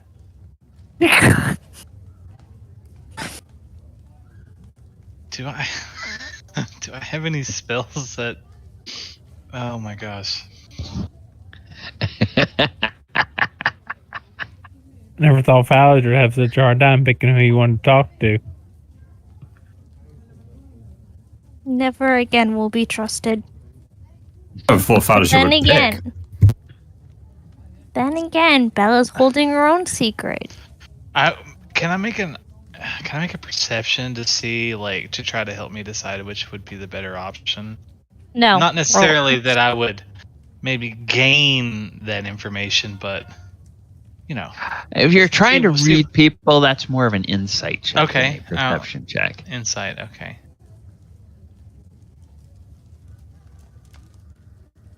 Well, if I must, guidance. Okay. Peter.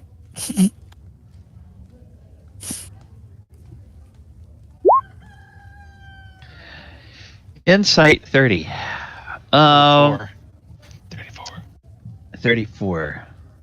Yes, with a 34, you are able to tell that both this elf female and this dwarf female are far more interested in a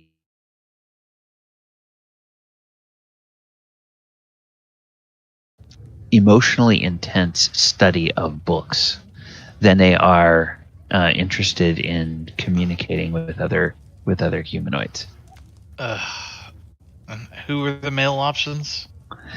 Well, the 2 owl folk are unknown. You can't tell whether they're males or females because they're kind of just dressed in sort of unisex robes, and owls don't really present as male or female in any obvious way. And then there's the male half-orc. What do I derive from the male half-orc? Unless I got a roll separate for that. No. The male half-orc, you catch the male half-orc a couple of times, sort of looking your way and sort of scanning you from your shoulders to your knees and then back up to your shoulders, kind of out of the corner of his eye, trying to be subtle and not being subtle enough to avoid a 34. The things that he just thinks to himself, the things I do, Edie. He kind of he slowly walks forward towards the half-orc, and he just kind of gracefully coifs his hair up a little bit. He comes up and he leans on the counter.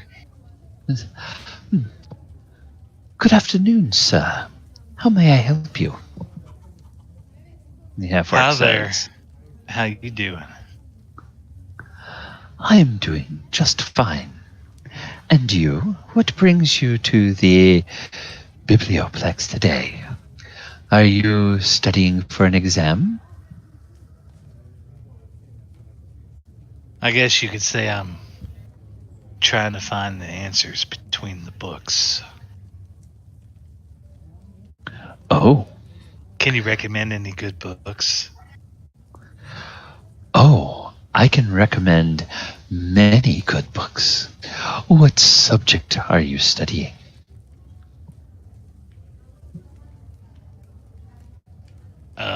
Damn it. He thinks to himself, now, what did Bill say? Something about Mooville or Moo?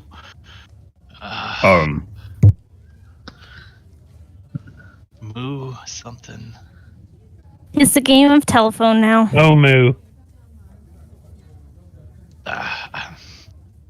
He kind of leans in a little bit closer. I'm And researching they have something a little bit forbidden. Maybe you can help me out. Oh? Forbidden knowledge. That can be the most fun kind, can't it? And he just sort of taps you lightly on your forearm when he giggles. Oh, stop. You ever heard of a place called Omu? Omu? Omu? Oh, no, I haven't. Sounds rather dreadful. What do you know about it? Well, only everybody there is absolutely gorgeous. Oh, really? It's full of fabulous people? Terrific people. Oh, well, then it sounds like a place where music and fashion would be in abundance. So I would recommend going up to the 3rd floor and going to the East Wing. And there you will find books on the history of art and fashion and music. And if you are still studying there in 3 or 4 hours, I will be finished with my shift, and perhaps I could come and help you find some books that might be more to your liking. Well, I would appreciate a more hands-on learning experience. And he just kind of winks at him. And he blushes a little bit, and he smiles, and he says, "Well, yes, I think that can be arranged. You go up there and find some interesting books, and I will come find you when I finish my shift, and we can talk about the types of learning experiences there are on campus after dark." Is there would there be maybe some secret, like legit secret archives in this library? There are probably archives that are restricted, maybe for faculty, or maybe for scholars that have reached a certain rank of scholarship or something like that. So yeah, there would be books that would not be available to just the general student body. Would there possibly be anything that Falazure could find here that might help them on just what they've been going through, and maybe towards the end of the goal about Tesser. I mean, just anything that they've been dealing with. I mean, it's probably near impossible since he doesn't know like what kind of archive they have. But maybe I guess what I'm saying is,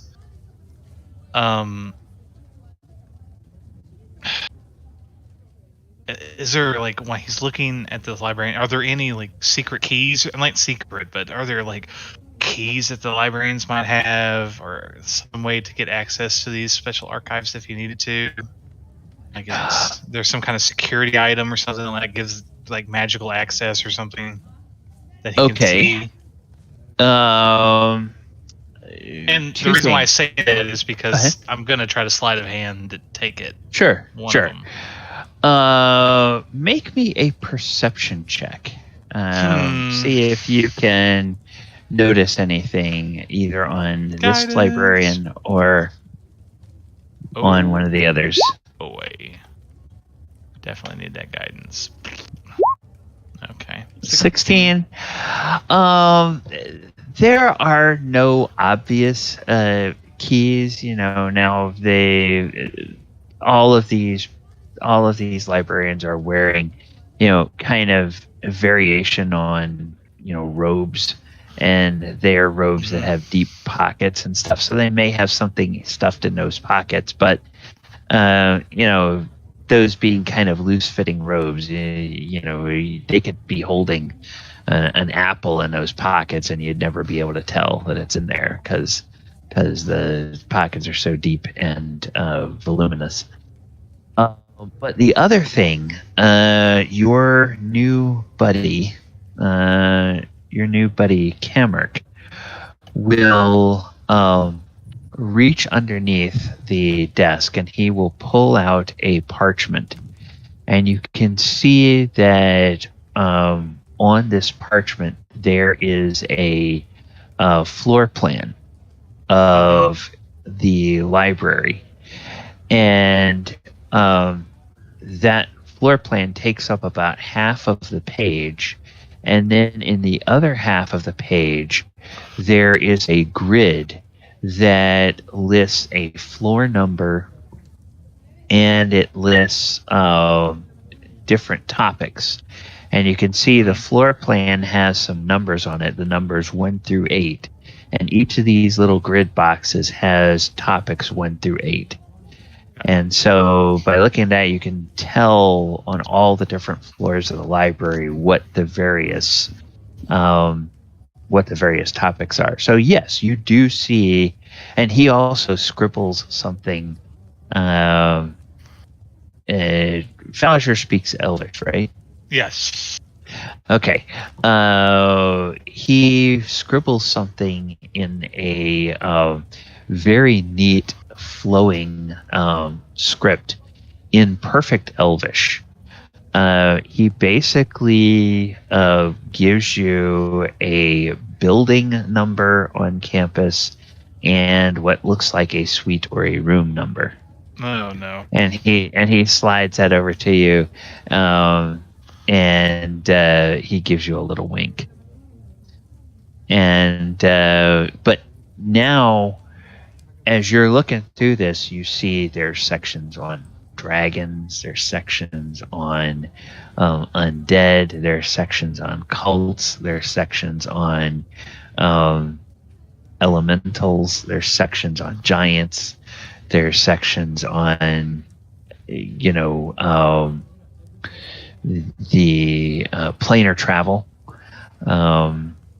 there's sections on summoning, there are sections on all kinds of different things. So yeah, if you want to look at that and see if anything jogs any ideas, you could certainly either make a roll, or you could say, oh hey, is such and such a topic on there? And it probably will be. I'll just make a roll. What do you want me to roll? Just as you're scanning through that, just roll an investigation check as you're studying this paper. What could go wrong? Everything. Oof. It was on a 17, and then. I hate Okay. it when it does that. All right. Don't see a nothing. So Yeah, I guess I would just like to go and look for the topic that I came in here to look for, and hope I don't run into this guy again. But all right, yeah, you do see something on abandoned cities and lost civilizations. Though that is on the 7th floor of the library, and it is over in the little wedge of the floor plan labeled number 7. And those two sections appear to be right next to each other. Abandoned cities and lost civilizations. So that sounds like, from what people have described, that sounds like probably where you'd find information about Omu. Well, that's where he ends up going. Belle told you she was going to be on the 2nd floor. Do you go by there, or do you just go all the way up to the area you're going to research? He'll peek in on her, try to be stealthy, see what she's up to. Okay. Belle, you did as you said. You went and tried to find a place to curl up and take a cat nap. Is that find correct? an area on the 2nd floor where no one really is coming around. So she'll start putting books and piles on the floor. And she'll kind of make herself a nest, depending on how long it took him to have that conversation. So how long do you think would? Okay, well, as you begin putting books on the floor, make me a perception check. Sesame. Perception. 13. Okay, you pull several books down and you're putting them around, arranging them what to your mind seems artistically and carefully on the floor to build the first layer of a nest. And when you go to grab another book, a large metal hand just simply blocks you from pulling that book out. And you look up from that metal hand, and it goes up a metal arm, and it goes up to a metal shoulder, and you see one of these wheeled librarians the size of a frost giant looming over you and just looking down at you. And it doesn't have any eyes on its face, and it doesn't have a mouth on its face, but just sort of its posture seems to indicate that it thinks that you are behaving in a way that it does not appreciate. And from somewhere in the head of this thing, a voice resonates, and it says, "May I help you? Books are for reading, not for placing on the floor." I will let go of the book and stare up and try and figure out what body part the voice came from. She'll put her hands on her hips and says, "Who said I was placing them on the floor?" I can see that you are placing them on the floor. I have observed you putting 2 others in this pattern here.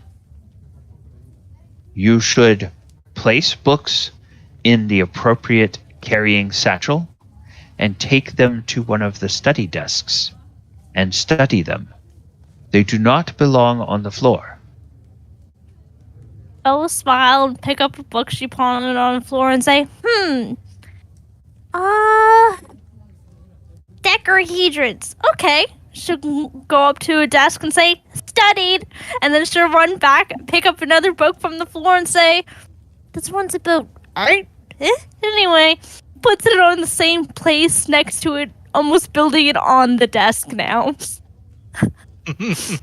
And when you pick up the first book and take it to the table, the head of this creature follows you, but as you come back to where you had the books spread out on the floor, you now see that that most of them have been picked up by this creature, and it has them in its hands, and it is looking at them, and it is getting ready to reshelve them in the places that they're supposed to go on the shelves. So if you want to continue building that, you would have to probably either take books from another shelf or wait until this creature puts the books back on the shelf and then take them back off. She'll go behind him and pick up every single book that he just lays down on the shelf and put it on the desk.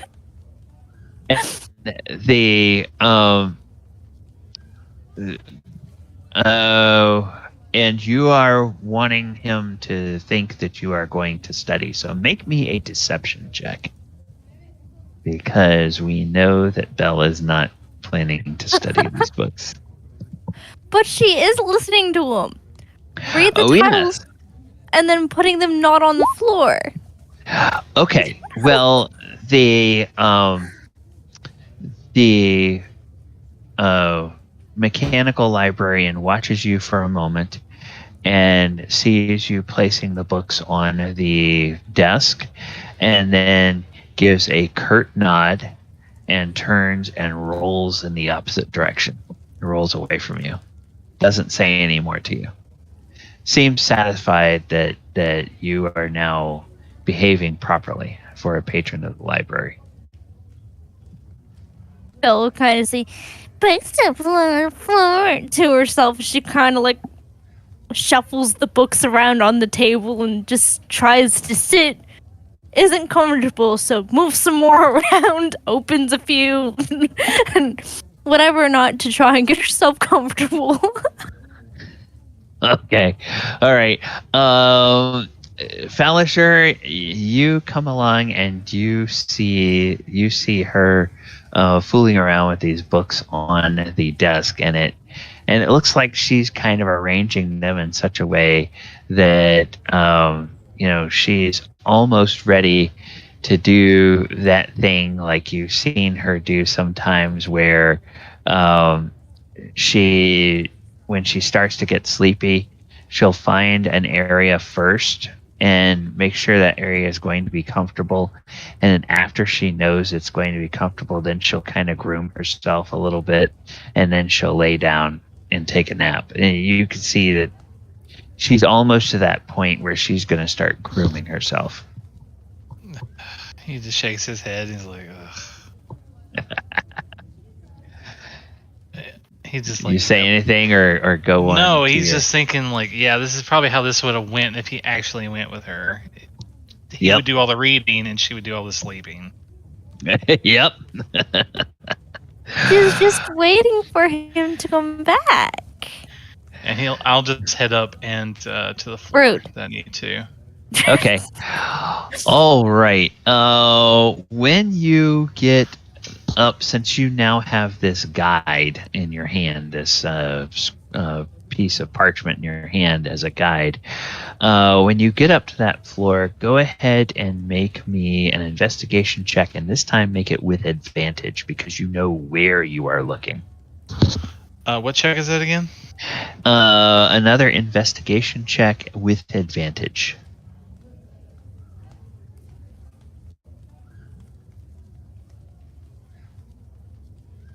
How do I put on advance? This is annoying. I guess D&D Beyond can't do that. Just roll it twice. Yeah, I've got this weird investigation.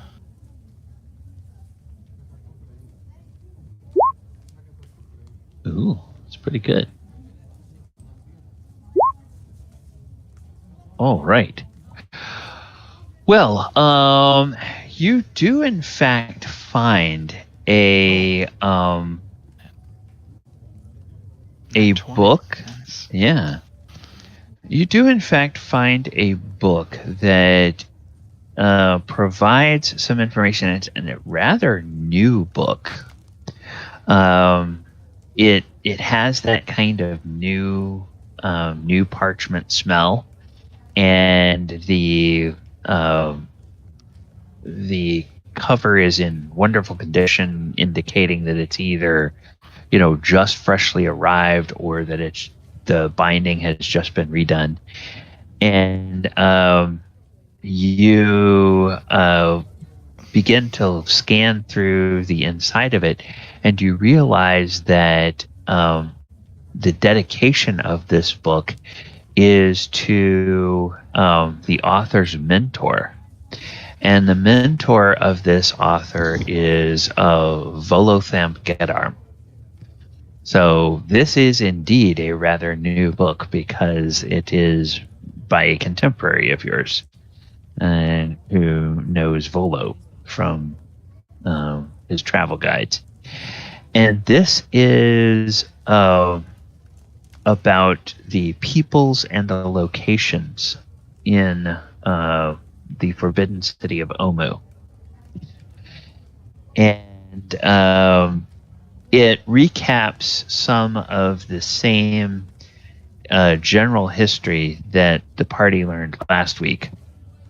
And so I'll presume that as a group, you guys already have that knowledge, and that the other players can fill in as when it's necessary, of what you guys learned from that. But a couple of new things that this book talks about it talks about the great catastrophe. It talks about the cult of Rasnis, and it talks about the native creatures of Chult that are slowly reclaiming Omu along with the jungle. And the great cataclysm, as it turns out, is an earthquake that destroyed the southeasternmost corner of the city. And now there is a massive 500 foot wide and nearly 500 foot north to south wedge-shaped field of lava that is there in that corner of the city. And the only thing that survives from the before this time of this earthquake is a large pillar of stone on the top of which is a temple. And it's a temple to one of the 9 deities of the Omu. And these are the 9 deities that they began to follow after Omu was forsaken by Ubtao, who is the original deity of Chult. And so it talks a little bit about how these deities are known by some as givers of boons and known by others as trickster gods. And then it talks about 2 different races of people that are native to Omu, but have begun to have encampments and a presence within the city. One of those races is called Grungs. And Grungs are an amphibious people that basically look like humanoid frogs. And the distinctive thing about these frog people is that they have brightly colored skin. And they are divided into castes. So you have blue-skinned Grung, and you have yellow-skinned skinned grung, you have red skinned grung, and you have green skinned grung. At least according to this book that you're reading. And then there's also a race of sentient plant people that are called Vegapygmies. And these Vegapygmies are very tiny people. They're about the size of pixies. And they have faces that are vaguely like flowers. And then a more or less humanoid plant-like body. They are ambulatory, and they have a kind of innate natural magic that allows them to sometimes go into places that other peoples cannot. And so it talks a little bit about these Vegapygmies. And then it mentions Rasnis. And Rasnis is was a necromancer that lived in Chult, and he began doing experiments in necromancy, and he started with a goal of raising an undead army. And he wanted to raise an undead army in order to attack the city of Port Nyanzaru, which is like the main civilized city in the peninsula of Chult. And it turns out that he was gravely wounded when he was in Omu. And according to some sources that this author cites, he was saved by a group of Yuan Ti, and the way that they were able to save his life is by actually having him undergo a ritual that transformed him into a Yuan Ti abomination. So,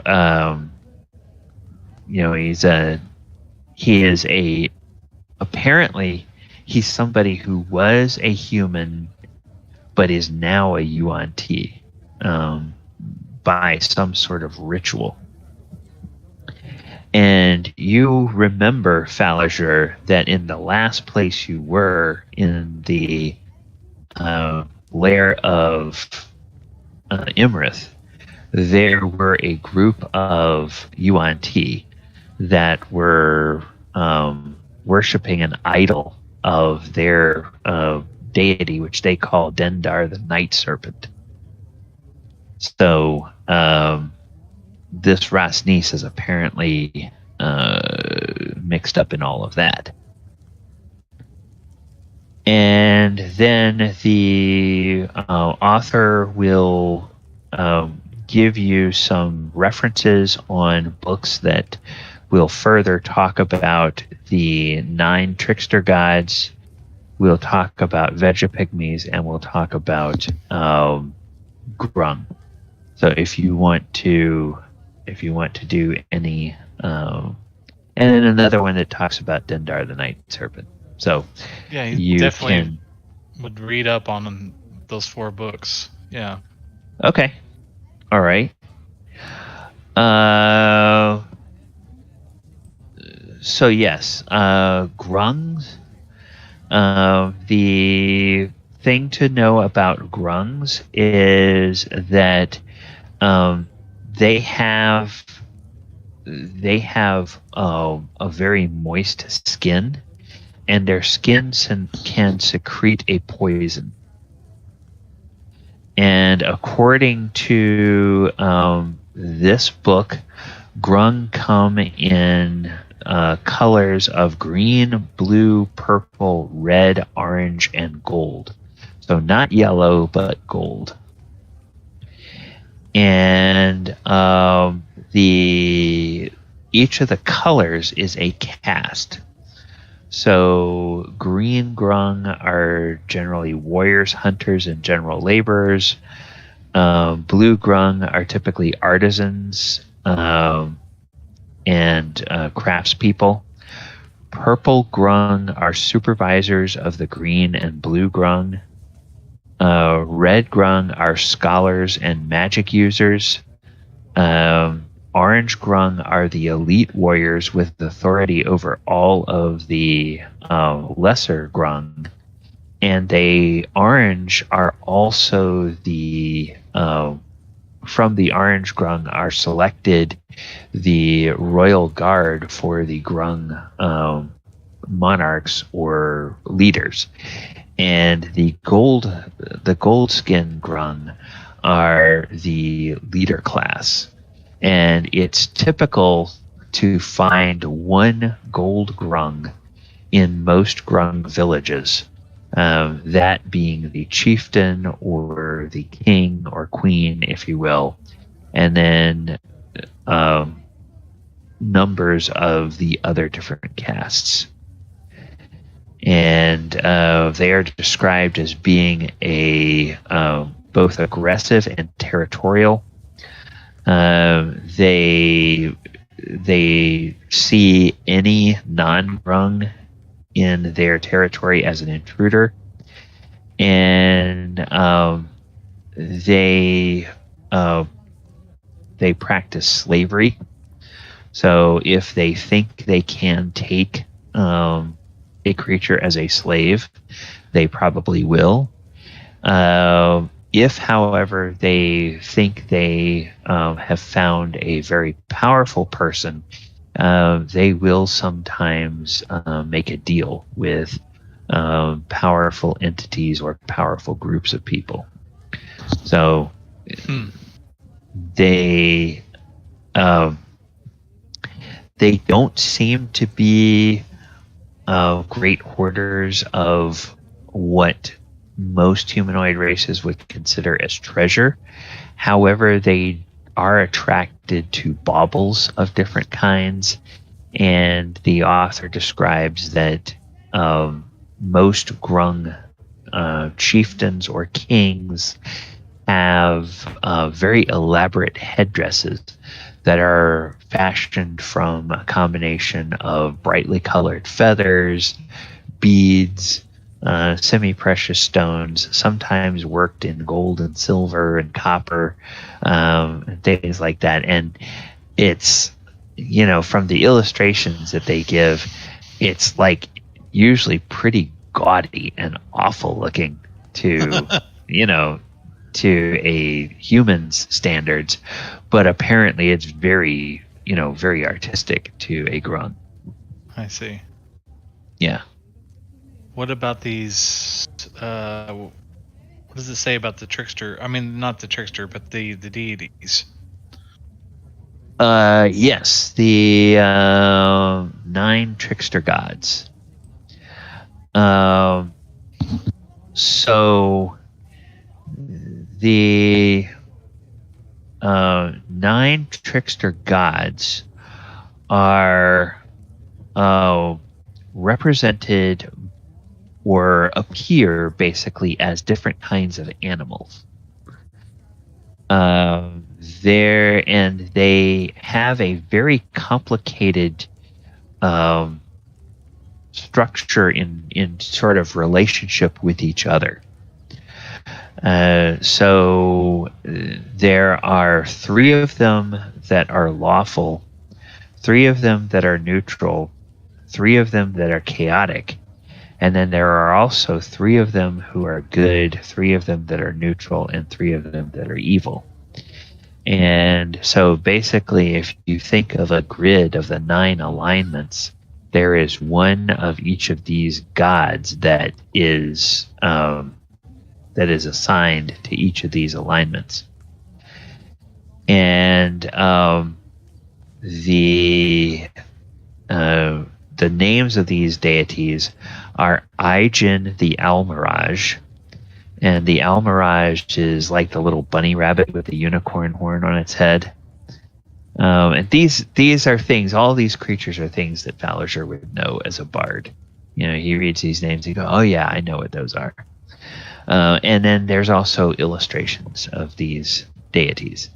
So then there's Kubazan the Frogamoth. And the Frogamoth is a large frog that has tentacles. Then there is Moa the Jakuli. And a Jakuli is a type of snake creature that has feathers usually on its head. Then there's Nang Nang the Grung, which obviously is one of those frog people. There's Obolaka the Zorbo. And the Zorbo is a kind of a... looks a little bit like a koala bear. But a koala bear is more with the coloration to blend in with the jungle. And... with a slightly more angular face and snout than koala bears have. Then there's Papazotl the Elbis, or the Eblis. And the Eblis is a kind of a stork. There's Shagambi the Kamadan. And the Kamadan is a jaguar creature, but from its shoulders, there are 8 or 10 snakes, all with venomous mouths that grow out of its shoulders. Then there's Unk, the flail snail, which is a large, very large snail that has multiple antennae on its head, and at the tip of each antenna is a very bony, very bony growth like a flail. And the flail snail is known to attack people with those, like it is. What alignment is that deity? That is a true neutral deity. Okay. And then there is Wango the Sioux monster. And a Sioux monster is a kind of almost always depicted as evil primate creature, kind of like a monkey, a monkey because it has a tail. And it is known to have, or Sioux monsters are known to be able to attack people with the power of their minds. Oh. Great. Yeah. So these are all the various trickster guides, and it basically tells some stories about how these trickster guides relate to each other, and there is a legend. Let me Tomb of Annihilation. The legend of the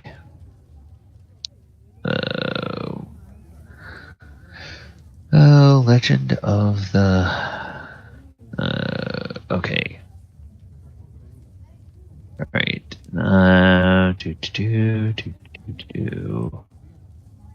Right. I have to figure out where this is. All right. And then, all right.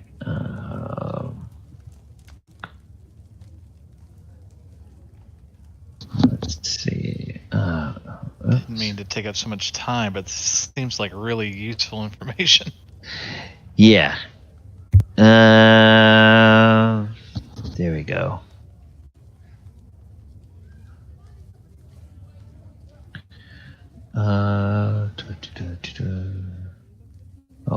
that's not it.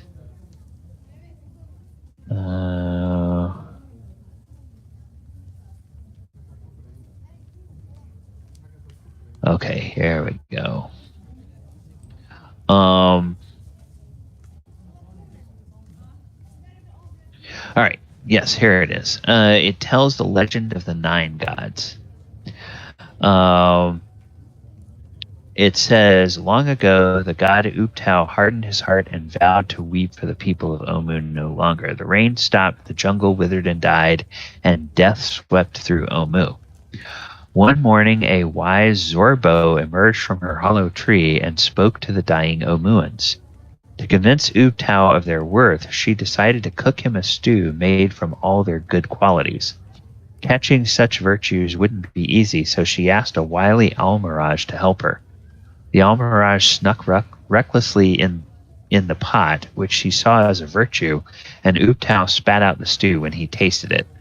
From that day on, Obulaka the Zorbo and Aijin the Almiraj became terrible enemies. So at noon, a brave Kamadan hopped down from her rock. She saw the evil in the Omuans' hearts and decided to lance it like a troublesome boil. The Kamadan fashioned a holy spear, but she left it by the riverbank and a crafty Grung stole it. In her rage, Shagambi the Kamadan forgot all about the Omuans and chased Nang Nang the Grung forever across the sky. And when evening came, a wily Eblis stepped from his reed hut. He didn't like the Omuans, but without them he'd have no one to play his tricks on.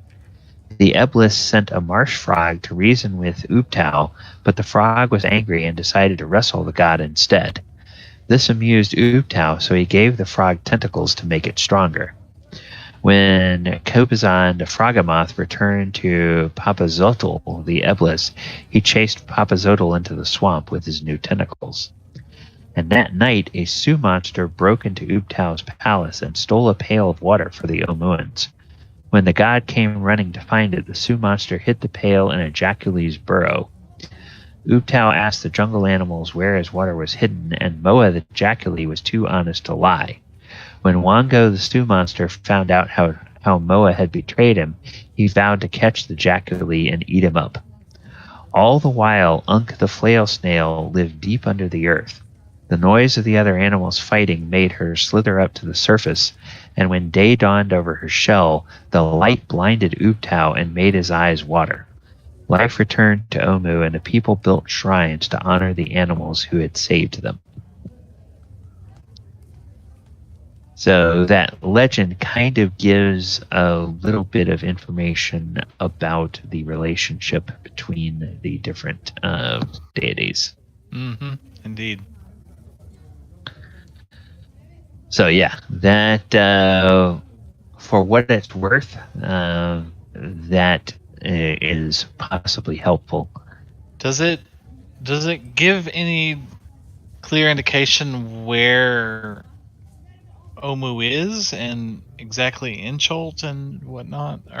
Oh, one of the things they learned last week is that Mordenkainen and his pals, they have discovered where Omu is, and they have created a teleportation circle at the edge of the city. So when you are ready to go, they can take you straight there. Anything important in the book that talks about Omu in particular that would be useful? One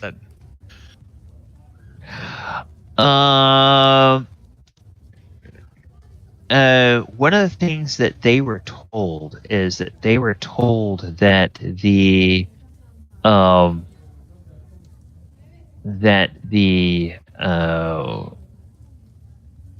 temples to the 9 trickster gods are probably have something to do with a key to get into the tomb that you need to get into yourself. But the book makes some conjecture about where those temples are, but it doesn't specify. The one clear thing it does talk about is the fact that spire in the lava pit has a temple atop it. So that temple might be one of those 9 temples, and then again, it might not be. Got it. Okay. What about Dendar, the Night Serpent? Dendar, the Night Serpent. Is that a fairly common legend, or? Yeah, Dendar, the Night Serpent, is considered an elder evil and one of the primordials by some scholars, and it's probably in the stories that Falazure would have told. That's probably how he's related to. But yeah, you do find some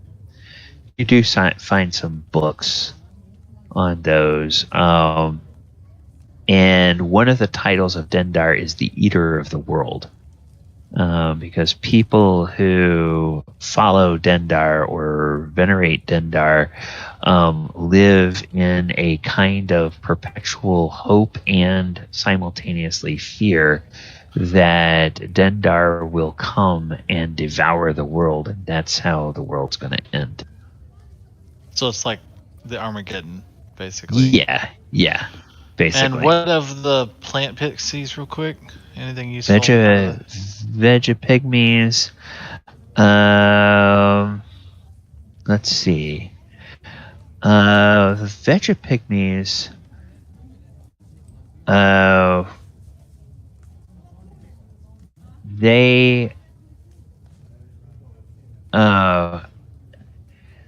They have a. It talks a little bit about their magic, and so Vegapygmies held strong reverence for ancient relics and sacred objects.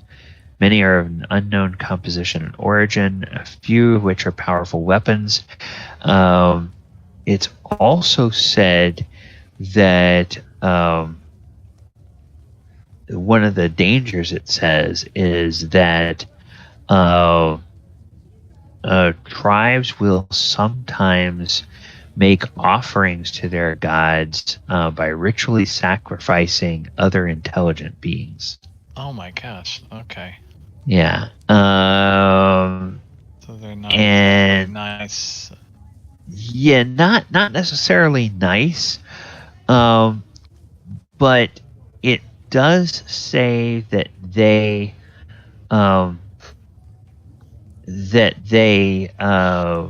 do seem to like things such as polished bone and polished non-precious stones. Okay.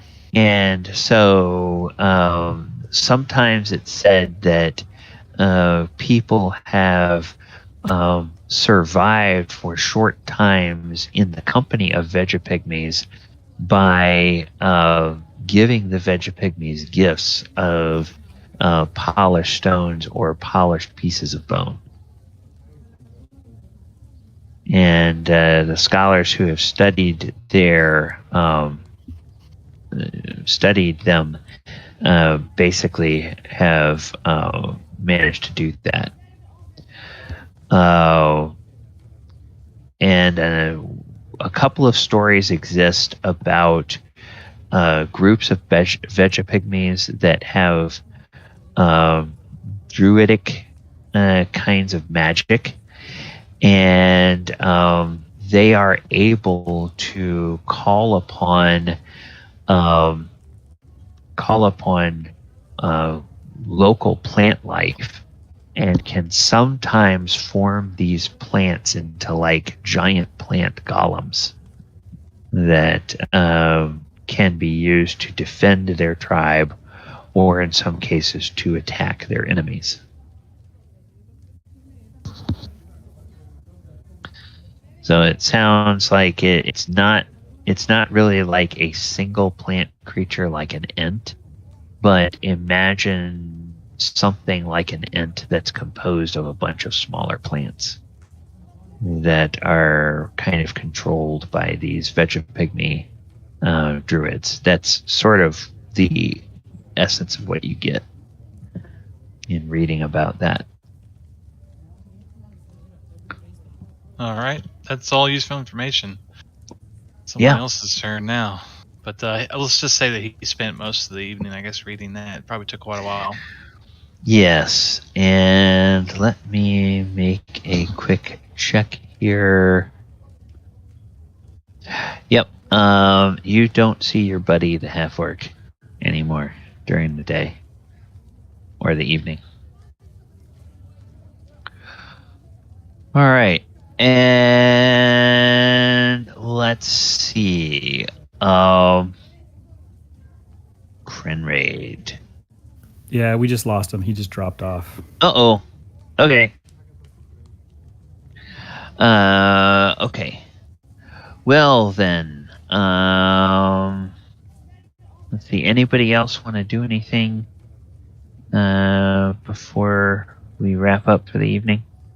I know after like an hour without seeing Falazure, Belle will kind of just get a little eerie as she's taking a cat nap of still making sure like everything's around is okay. She's curious of where he went. Yeah, I mean, it seems like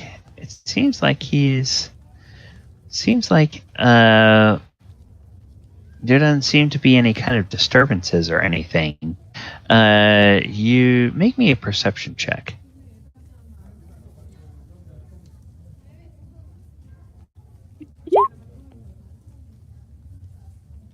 Oh, 29. Yeah, you do notice about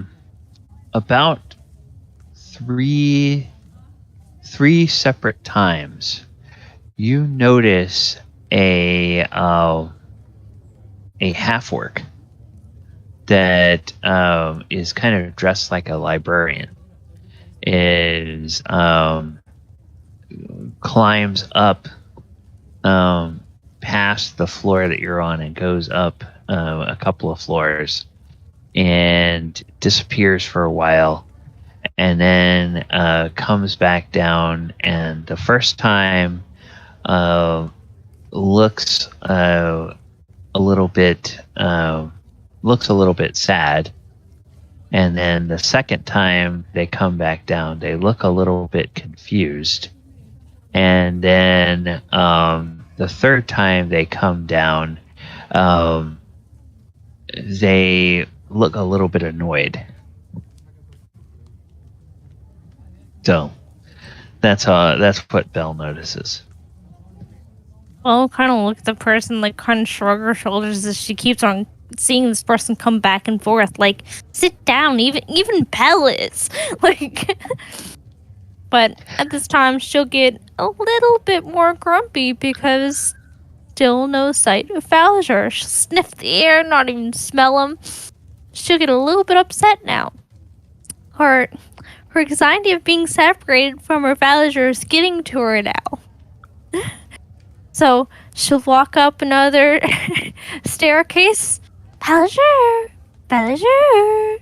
She'll kind of ring her little bell, like quietly, trying to respect other people.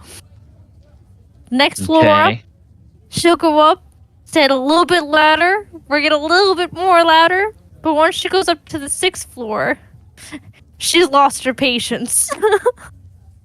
She'll be ringing ding ding in her bell. Okay, so we'll say maybe 3 hours have passed, and Falazure, you've been kind of digging through these books and finding out all this lore, and then from somewhere below you, you hear a tinkling of a familiar sounding bell. And then just on the edge of hearing, there's like a voice that seems to be calling your name. It sounds like the voice of Belle echoing through the library, either the floor below or a couple of floors below that. So what would Falazure do?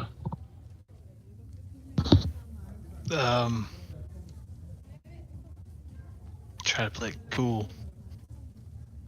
Okay. You notice that other people, obviously, other people don't know who Falazure is, but other people have started to hear this, and they're kind of looking around, and some of them kind of have their brows furrowed, like, okay, that's kind of rude for somebody to be making so much noise in the library. Whether that would have any impact on what Falazure does or not is up to him, but you can tell that other people are also hearing this, and they're kind of annoyed that this person is disturbing the peace. Does he hear anything of this person, or is it way too far away, or what? No. You recognize the bell as Bell's, and you recognize the voice as hers, and she's calling your name. So, and if you don't respond, maybe she will keep calling and keep getting louder and keep annoying people, or maybe she'll go away. You don't know. It would just have to be whatever Falazure would think Bell would do. He's gonna just see where this goes for a little bit longer. He's just gonna see what she does. Okay. Bell, you maybe, now that you're on the 6th floor, you spend maybe 3 minutes calling out for Falazure. And let's see. And then you hear a rumbling sound. That there's a rumbling sound kind of coming from a little bit in front of you, coming from behind you, and then coming from the side. And as you look, you see 3 of these rolling metal frost giant sized librarians that are all kind of converging on your location. And they are not carrying books. In fact, they are all moving towards you, probably slightly faster than is absolutely necessary, and with their fist firmly planted on their hips as they move towards you. And again, they have no face. They have no faces, no eyes, no mouth, no nose. So they cannot they cannot make any facial expressions. However, just the way they're holding their body, it's like you can feel eyes boring into you. And you can tell that these creatures are not best pleased. With her previous experience of one of them getting cranky at her trying to build herself a place, she really doesn't like these people. And the first instinct of them coming closer and closer, very fast, not knowing what they want, instant, I want to fight or flight. And she wants to play a game. She's on a mission to find Falazure, so she can't get caught. So, she'll look up, see how tall they are, see if there's a way for her to get out of reach of being high, or if she can duck and weave between other bookcases to try and get up to another floor. It would be quicker and easier to probably try to duck underneath the bookcases. In any case, if you are going to try to elude these guys, then you probably want to make a what would that check be? Gosh, why did I change the? I go away from that. Oh, come on. There we go. I'm looking at skills. It would be an acrobatics check, a dexterity acrobatics check you'd want to make. And as they're coming closer, Belle will hiss very loudly and then run and try and duck. Okay. Yes. All right. Poofy anger. And they, you can see as soon as you try to go away from them, they will immediately begin to reach out towards you. All right, so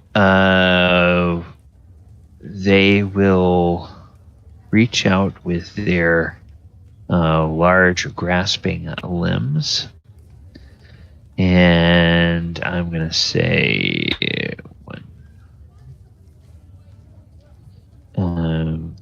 you'll have, one of them or two of them each try to grab you.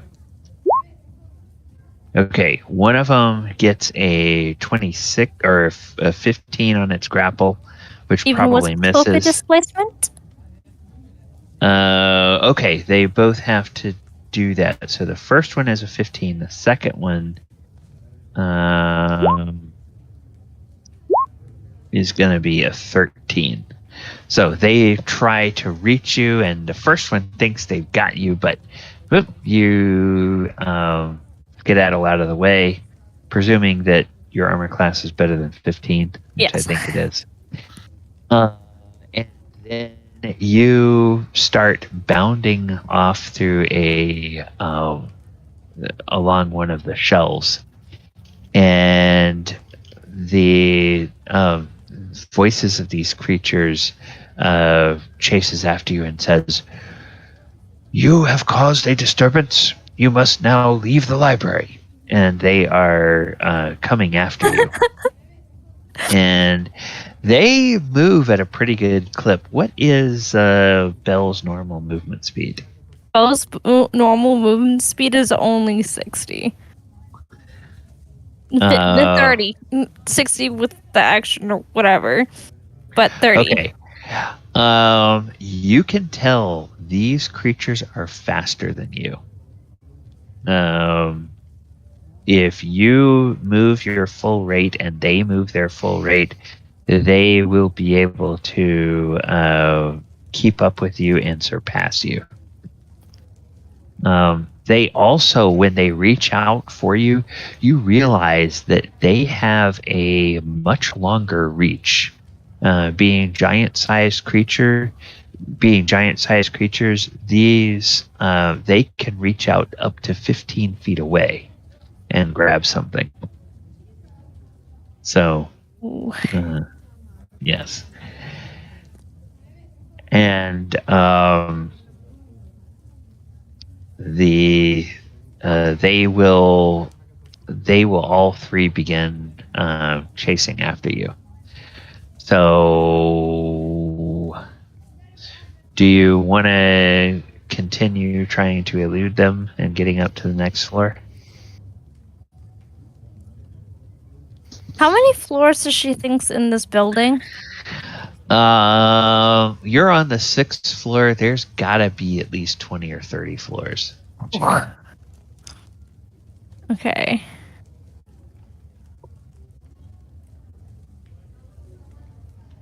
Like, would she theoretically be able to, like, move her action, like, so move actually 60 or no? Oh, yeah. If you spend your entire turn moving, you could go 60 feet. And they would still be catching up with me. Yeah, because basically your base speed is 30, their base speed is 40. So if they do a full move, they're going to go 80. Okay. Which means that they could eventually maneuver so that one or two of them could get in front of you to try to cut you off and corner you somewhere. You know what? Belle's gonna take her chances. Okay. Belle's gonna go try and run up the stairs, but while she runs up the stairs, she's gonna cast illusionary terrain. Okay. As okay, you start to cast. Okay. So, now that's casting time of 10 minutes. Right. So, God damn it. yeah, it takes 10 minutes to do that. I know there's a spell that I have, but I can't do it.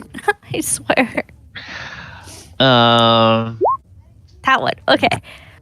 So this is a bonus action. Yes, it's Misty Step. So she's going to try her best to lose them before she moves. okay. All right. So make me a stealth check. 24. 24. All right. And all three of them are going to make these.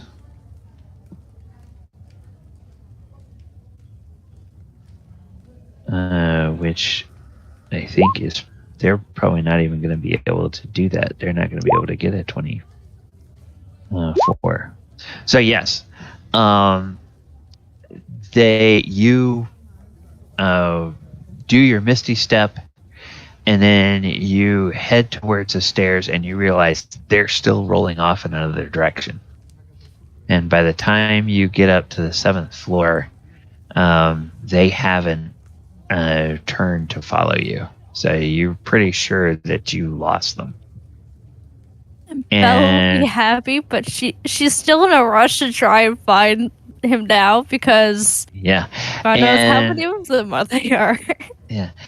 And hey, look down that stack. There's a table down at the other end of that bookshelf, and a familiar figure is sitting there with a pile of books at his elbows, and he actually seems to be reading through them. It's Falazure.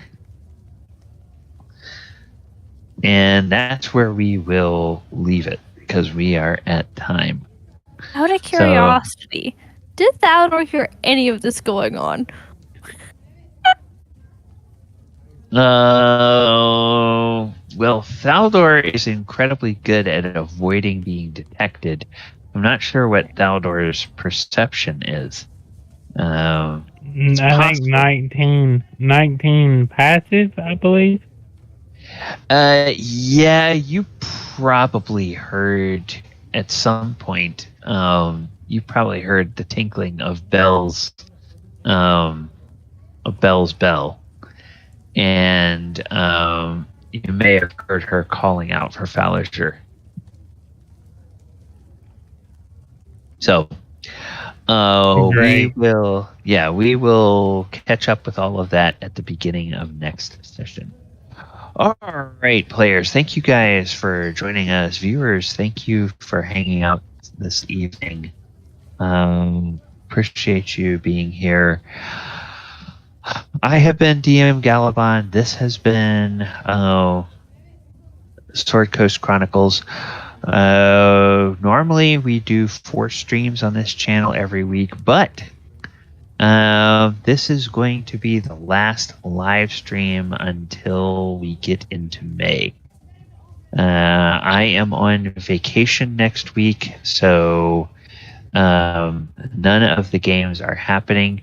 I will be attempting to keep up my schedule of debuting a Monster Monday every Monday night and a Lore Friday, but those are going to be straight to YouTube. They will not be live. They'll be pre-recorded for the next 2 Mondays. And And then our next live session is actually going to be on Saturday night. At least it's scheduled for Saturday night. We will have our second edition game this Saturday night, and then I go on vacation, so there's no Sunday game. This game is not happening next week. The Saturday and Sunday game are not happening next week. Monster Monday is going to be straight to YouTube, and Lore Friday will be straight to YouTube. So I am going to a family wedding out of state and just having a chance to get away from the books a little bit. All right, Michael, anything going on this week between over the next couple of weeks over at the Doors of Your channel? I hate to hear that you're going to be off for a week or two, Gally, but that's fine. Everybody needs a vacation every once in a while. Yeah, just some streaming. I've been neglecting it lately, but I'm just trying to get into the swing of my new work, So we'll get there, everybody. All right. Okay. All right. Well then, I will go ahead and say good night to everyone. We will talk to you. Those of you who want to join us on Saturday, we will see you then. Otherwise, we'll talk to you in a couple of weeks.